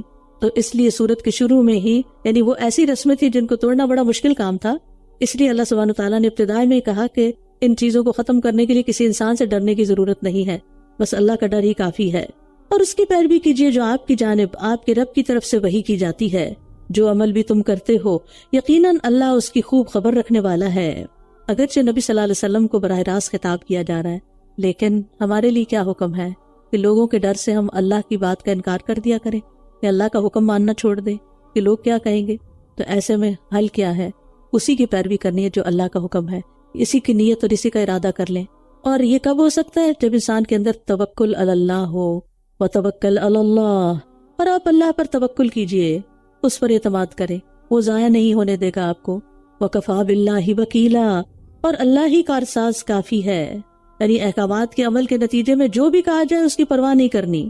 اللہ نے کسی شخص کے سینے میں دو دل نہیں رکھے، اور نہ ہی اس نے تمہاری ان بیویوں کو جن سے تم زہار کرتے ہو تمہاری مائیں بنایا ہے، اور نہ ہی تمہارے منہ بولے بیٹوں کو تمہارا بیٹا بنایا ہے. یہ محض تمہارے منہ کی باتیں ہیں، اور اللہ حق بات فرماتا ہے اور وہی سیدھے راستے کی رہنمائی کرتا ہے. انہیں ان کے باپوں کی نسبت سے پکارو، اللہ کے نزدیک یہی زیادہ قرین انصاف ہے. پھر اگر تم ان کے باپوں کو نہیں جانتے تو وہ تمہارے دینی بھائی اور دوست ہیں، اور اس معاملے میں بھی تم پر کوئی گناہ نہیں جو تم نے خطا کی، لیکن گناہ وہ ہے جس کا تمہارے دل ارادہ کریں. استغفر اللہ. اور اللہ بہت بخشنے والا نہایت رحم کرنے والا ہے. تو یہاں اصل باپ کی جگہ دوسرے کی طرف نام منسوب کرنے کی سخت وعید بتائی جا رہی ہے. تو ان آیات کے بعد رسول اللہ صلی اللہ علیہ وسلم نے اصل باپ کے سوا کسی دوسرے باپ کی طرف منسوب کرنے سے کسی بھی انسان کو منع کر دیا. حضرت زید بن حارثہ نبی صلی اللہ علیہ وسلم کے منہ بولے بیٹے تھے، تو ان کو بھی زید بن محمد کی بجائے اب زید بن حارثہ کہا جانے لگا، جو ان کے والد کا نام تھا. نبی مومنوں سے ان کی جانوں سے بھی زیادہ قریب تر ہیں، اور اس کی بیویاں ان کی مائیں ہیں. اور کتاب اللہ کی روح سے رحم کے رشتے وراثت میں مومنوں اور مہاجروں کی نسبت ایک دوسرے کے زیادہ حقدار ہیں، مگر یہ کہ تم اپنے دوستوں سے کوئی بھلائی کرنا چاہو، یہ اللہ کی کتاب میں ہمیشہ سے لکھا ہوا ہے. اس میں ایک بات تو یہ سمجھنے کی ہے کہ کوئی شخص مومن نہیں ہو سکتا جب تک اپنی جان سے بڑھ کر رسول اللہ صلی اللہ علیہ وسلم سے محبت نہ کرے. دوسری بات یہ کہ مسلمانوں کی اپنی منہ بولی مائیں نہیں، لیکن نبی کی بیویاں مسلمانوں کی مائیں ہیں. وہ کس لحاظ سے؟ تعظیم و تکریم کے لحاظ سے. پھر یہ بھی کہ آپ کی وفات کے بعد ان سے نکاح نہیں ہو سکتا، لیکن دوسرے احکام میں وہ غیر محرم عورتوں کی طرح بھی ہیں، جیسے خلبت، پردہ، اور ان کی اولاد سے شادی کرنے کا حکم ان میں وہ ماں کی طرح نہیں ہوں گی. وَإِذْ أَخَذْنَا مِنَ النَّبِيِّينَ مِيثَاقَهُمْ، اور جب ہم نے تمام نبیوں سے ان کا پختہ عہد دیا، اور آپ سے اور نوح اور ابراہیم اور موسیٰ اور عیسیٰ ابن مریم سے بھی، اور ہم نے ان سب سے پختہ عہد لیا تھا تاکہ وہ سچوں سے ان کی سچائی کے بارے میں سوال کرے، اور اس نے کافروں کے لیے دردناک عذاب تیار کر رکھا ہے. یا ایھا الذین آمنوا اذکروا نعمت اللہ علیکم، اے لوگو جو ایمان لائے ہو، یاد کرو اس نعمت کو جو اللہ نے تم پر کی، جب کئی لشکر تمہارے مقابلے کے لیے آئے تو ہم نے ان پر ایک آندھی اور کچھ ایسے لشکر بھیجے جنہیں تم نے دیکھا ہی نہیں، اور جو عمل بھی تم کرتے ہو اللہ اسے خوب دیکھنے والا ہے. تو توکل علی اللہ کی صورت میں اللہ کی مدد کیسے آئی؟ کہ اللہ نے غیبی لشکروں سے مسلمانوں کی مدد کی، ایسے لشکر جن کو کوئی دیکھ بھی نہیں رہا تھا. اور یاد کرو وہ وقت جب وہ تم پر تمہارے اوپر سے اور نیچے سے چڑھ آئے تھے، یعنی ہر طرف سے قبائل امڑ آئے تھے مسلمانوں کو ختم کرنے کے لیے، اور جب آنکھیں پتھرا گئی تھیں اور دل حلق تک پہنچ گئے تھے، اور تم اللہ کے بارے میں طرح طرح کے گمان کر رہے تھے. یہ سچے پکے مومن تھے، پھر بھی ان کے دلوں کی یہ کیفیت ہوئی، کیونکہ یہ خوف ایسی چیز ہوتی ہے انسان کے اندر، اور خصوصاً دشمن کا، کہ اپنے اوپر قابو رکھنا مشکل ہو جاتا ہے. هُنَالِكَ ابْتُلِيَ الْمُؤْمِنُونَ وَزُلْزِلُوا زِلْزَالًا شَدِيدًا، اس موقع پر سب مومن آزمائے گئے اور شدید ہلا مارے گئے. پیچھے سورۃ العنکبوت میں ہم نے کل پڑھا نا کہ کیا تم سمجھتے ہو کہ یوں ہی جنت میں چلے جاؤ گے، حالانکہ اللہ نے تم میں سے سچوں کو اور جھوٹوں کو جانا ہی نہیں کہ کون سچا اور کون نہیں. تو ہر انسان کے ایمان کا امتحان ہوتا ہے کہ یہ کس درجے کا مسلمان ہے، اور ایسے حالات میں اور سخت حالات میں ایمان پر کون قائم رہتا ہے. اور جب منافق لوگ اور وہ لوگ جن کے دلوں میں بیماری تھی کہنے لگے اللہ اور اس کے رسول نے جو وعدے ہم سے کیے وہ محض دھوکہ ہی تھے، یہ منافقت کی علامت ہوتی ہے. عام وقت میں دیندار بنے رہنا، دیندار نظر آنا، لیکن جب ذرا زندگی میں کوئی مشکل آئے تو اللہ تعالیٰ کو کوسنا شروع کر دینا اور کوئی ادب اور لحاظ نہ رکھنا. اللہ تعالیٰ ہمیں اس میں محفوظ رکھے. تو آزمائشیں آتی اس لیے نا تاکہ منافقین کا نفاق کھل جائے. نبی صلی اللہ علیہ وسلم نے صحابہ کرام کو اس موقع پر بہت سی بشارتیں بھی سنائیں اور ان کا morale بلند کیا. کسرا پر فتح کی بشارت، کیسر پر فتح کی بشارت، حبشہ اور اس کے ارد گرد کی بستیاں، ان کے بارے میں آپ نے فرمایا کہ حبشیوں کو اپنے حال پہ رہنے دو جب تک وہ تمہیں تمہارے حال پہ رہنے دے، اور ترکوں کو کچھ نہ کہو جب تک وہ تمہیں کچھ نہ کہیں. یعنی یہ مددگار قومیں تھی نا. تو اس سے یہ بات پتہ چلتی ہے کہ نا امیدی کے وقت ایمان کے منافی باتیں کرنے سے بچنا چاہیے، بلکہ سخت تکلیف اور آزمائش کے وقت بھی کوئی ایسی بات کرنی چاہیے جس سے انسان کی امید بن جائے، حوصلہ بڑھ جائے. اور جب ان میں سے ایک گروہ نے کہا اے اہل یثرب تمہارے لیے ٹھہرنے کی کوئی جگہ نہیں، بس واپس پلٹ چلو، اور ان میں سے ایک اور گروہ نبی سے اجازت مانگ رہا تھا. وہ کہہ رہے تھے بے شک ہمارے گھر تو غیر محفوظ ہیں، حالانکہ وہ غیر محفوظ نہ تھے، وہ تو محض فرار ہونا چاہتے تھے. اور اگر اس مدینہ کے اطراف سے ان پر کفار کے لشکر داخل کیے جاتے، پھر ان سے فتنہ پھیلانے کے لیے کہا جاتا، تو وہ ضرور اسے برپا کرتے اور وہ کم ہی توقف کرتے.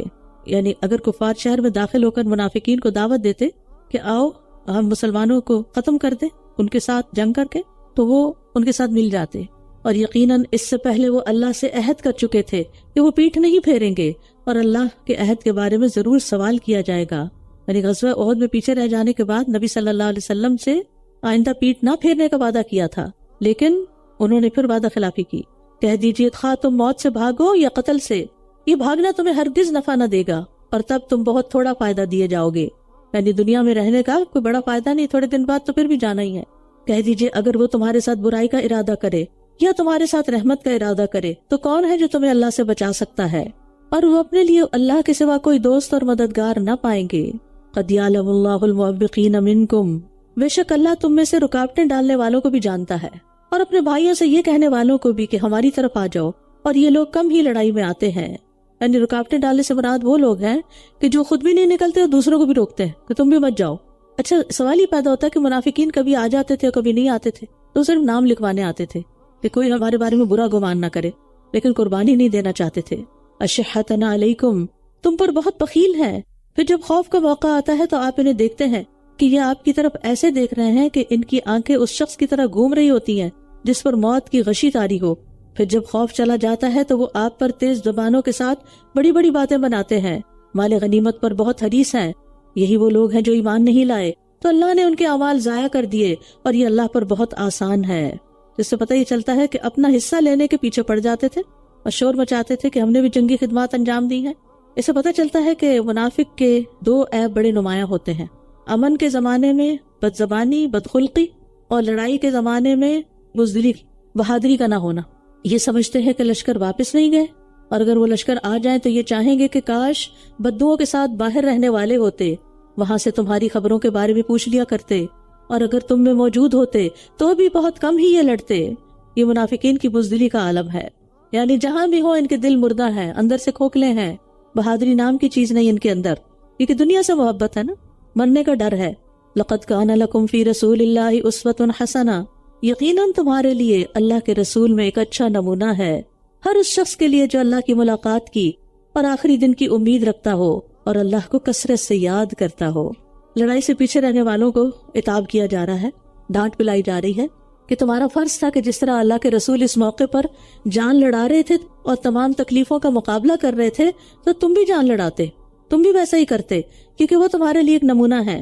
کیونکہ رسول اللہ صلی اللہ علیہ وسلم جنگ میں بنفس نفیس شریک تھے اور قدم قدم پر ہر کام میں پیش تھے، خندق کھودنے میں، کدال چلانے میں، مٹی اٹھا کے ڈھونے میں، اور صحابہ کے ساتھ مل کے جنگی ترانے پڑھنے میں، بھوکے رہنے میں، بیدار رہنے میں، ہر جگہ ساتھ تھے، اور ہر مشکل مرحلے میں آپ آگے آگے ہوتے تھے۔ اور صرف میدان جنگ میں نہیں بلکہ زندگی کے ہر معاملے میں نبی صلی اللہ علیہ وسلم کا طریقہ ہمارے لیے بہترین نمونہ ہے۔ لیکن کس کے لیے؟ ان کی 3 صفات ہیں، ایک ہے اللہ پر ایمان، اس سے ملاقات اور اس کے دیدار کی امید، دوسرا آخرت پر ایمان اور اس کے ثواب کی امید، اور تیسرا کثرت سے اللہ کو یاد کرنا۔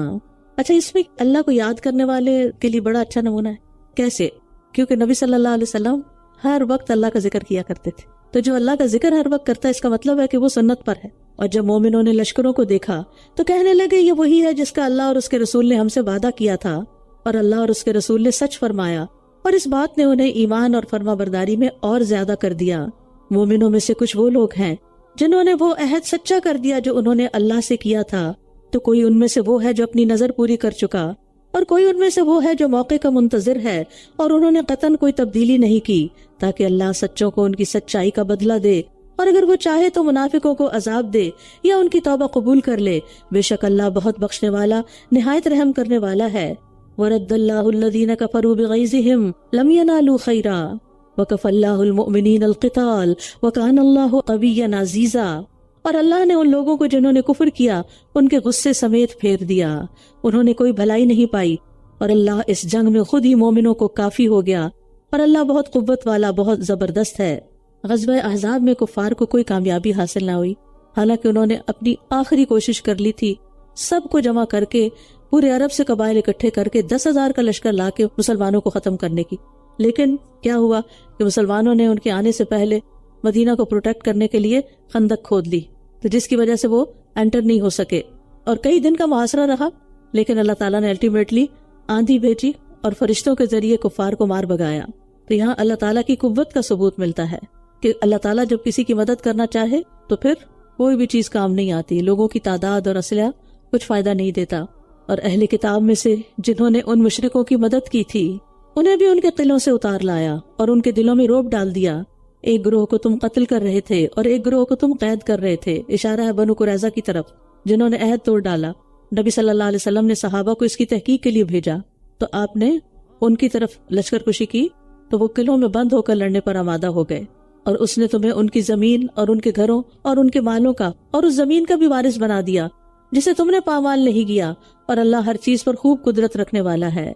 तो बनु कुरैज़ा के जो मर्द थे उनको कत्ल कर दिया गया था और तो बच्चों को गुलाम बना लिया गया था। तो बनु कुरैज़ा के जो खेत और माल वगैरह थे खुम्स निकालकर मुसलमानों में तकसीम कर दिए गए। उनके हथियार, बागात, किले, मवेशी, हर चीज। तो अल्लाह ताला ने मुसलमानों को बनु कुरैज़ा की जमीन का भी वारिस बना दिया। और मुसलमानों की तमाम तर फतूहात जो थी ये मुसलमानों की बहादुरी नहीं बल्कि अल्लाह की मदद से हुई। या अय्युहन नबिय्यु कुल लिअज़वाजिका इन कुंतुन्न तुरिदनल हयातद दुनिया व ज़ीनतहा फ़तआलैना उमत्तिअकुन्न व उसर्रिहकुन्न सराहन जमीला। ऐ नबी अपनी बीवियों से कह दीजिए अगर तुम दुनिया की जिंदगी और उसकी जीनत चाहती हो तो आओ मैं तुम्हें कुछ सामान दे दूं और मैं अच्छे तरीके से तुम्हें रुखसत कर दूं। बात यह है कि नबी सल्लल्लाहु अलैहि वसल्लम हमेशा दुनिया पर आखिरत को तरजीह देते थे। आपको ऑफर भी किया गया कि ये उहद का पहाड़ आपके लिए सोने का बना दिया जाता है लेकिन आपने उसको कबूल नहीं किया। अब हुआ ये कि मदीना पर साल बसाल अटैक होने की वजह से उनकी फाइनेंशियल सिचुएशन बहुत ही टाइट थी और नबी सल्लल्लाहु अलैहि वसल्लम खुद भी और घर वाले भी कई कई दिन खाली पेट गुजार देते। हालात वाकई तंग थे। तो अज़वाज मुतहरात ने नान नफके का मुतालबा किया जो कि आम हालात में नाजायज नहीं। एक औरत को हक है कि वो शौहर से अपना नान नफका मांगे लेकिन इस बात को अल्लाह ताला ने पसंद नहीं किया। जिनके रुतबे बड़े होते हैं उनके इम्तिहान भी बड़े होते हैं। तो उस पर क्या कहा गया कि ठीक है अगर तुम दुनिया की जीनत चाहती हो तो आओ मैं तुम्हें कुछ सामान दे के रुखसत कर दूं और कहीं और जाके तुम अच्छे हालात में रहो। लेकिन उसके बरक्स व इन कुंतुन्ना तुरिदनल्लाह व रसूलहु वद्दारल आखिरता व इन्नल्लाह अअद्द लिल मुहसिनाति मिनकुन्ना अजरन अज़ीमा। और अगर तुम अल्लाह को और उसके रसूल को और आखिरत के घर को चाहती हो तो बेशक अल्लाह ने तुम में से नेकी करने वालियों के लिए बहुत बड़ा अजर तैयार कर रखा है। यानी अज़वाज को इख्तियार दिया गया कि अगर वो अल्लाह रसूल की रजा चाहती है तो फिर तंगदस्ती पे सब्र कर लें। याद रखिए कि जब भी लोग दीन का काम करने के लिए निकलते हैं तो माल की तरफ से उनकी आजमाइश होती है और ये किस लिए होती है ताकि देखा जाए कि कौन बाकी दीन की खिदमत करना चाहता है और कौन सिर्फ मालो दौलत की खातिर ये काम करना चाहता है या किसी शोहरत या किसी और घटिया मकसद के लिए। तो जब इंसान उसमें कामयाब हो जाता है तो अल्लाह ताला उसके लिए खैर के दरवाजे भी खोल देता है। तो अज़वाज को इख्तियार दिया गया तो उन्होंने तो फौरन अल्लाह और उसके रसूल की रजा का इंतखाब किया और फिर इनको मुहसिनात कहा गया कि जो नेकी की राह पर थी। अगरचे आपकी सारी अज़वाज नेक ही रही लेकिन जनरली अल्लाह ताला ने सब मुहसिनात के लिए अजर लिख दिया। तो अल्लाह और उसके रसूल को इख्तियार करने पर अजर अजीम की खुशखबरी दी जा रही है और इस इख्तियार के नतीजे में खुशखबरी के साथ साथ दुनिया और आखिरत में आप सल्लल्लाहु अलैहि वसल्लम का साथ मिलेगा उनको। या निसा अन्नबी मन यअति मिनकुन्न बिफाहिशतिन मुबय्यिना। ऐ नबी की बीवियों जो कोई तुम में से खुली बेहयाई को आएगी उसके लिए अजाब बढ़ाकर दुगना कर दिया जाएगा और ये अल्लाह पर बहुत आसान है। यानी अगर नबी के घराने में से किसी किस्म की कोई फाहिशा मुबय्यना से मुराद फोश कलामी या एलानिया गुनाह है वो देखे गए तो फिर सजा भी आम लोगों के मुकाबले में दुगनी होगी। अज़वाज मुतहरात को अदब सिखाने के लिए नसीहतें की जा रही हैं क्योंकि वो उम्मत के लिए नमूना थी और जितना बड़ा किसी का मकाम होता है उतनी ही बड़ी पर उसकी सजा भी होती है। व आखिर दावाना अनिल हम्दुलिल्लाहि रब्बिल आलमीन।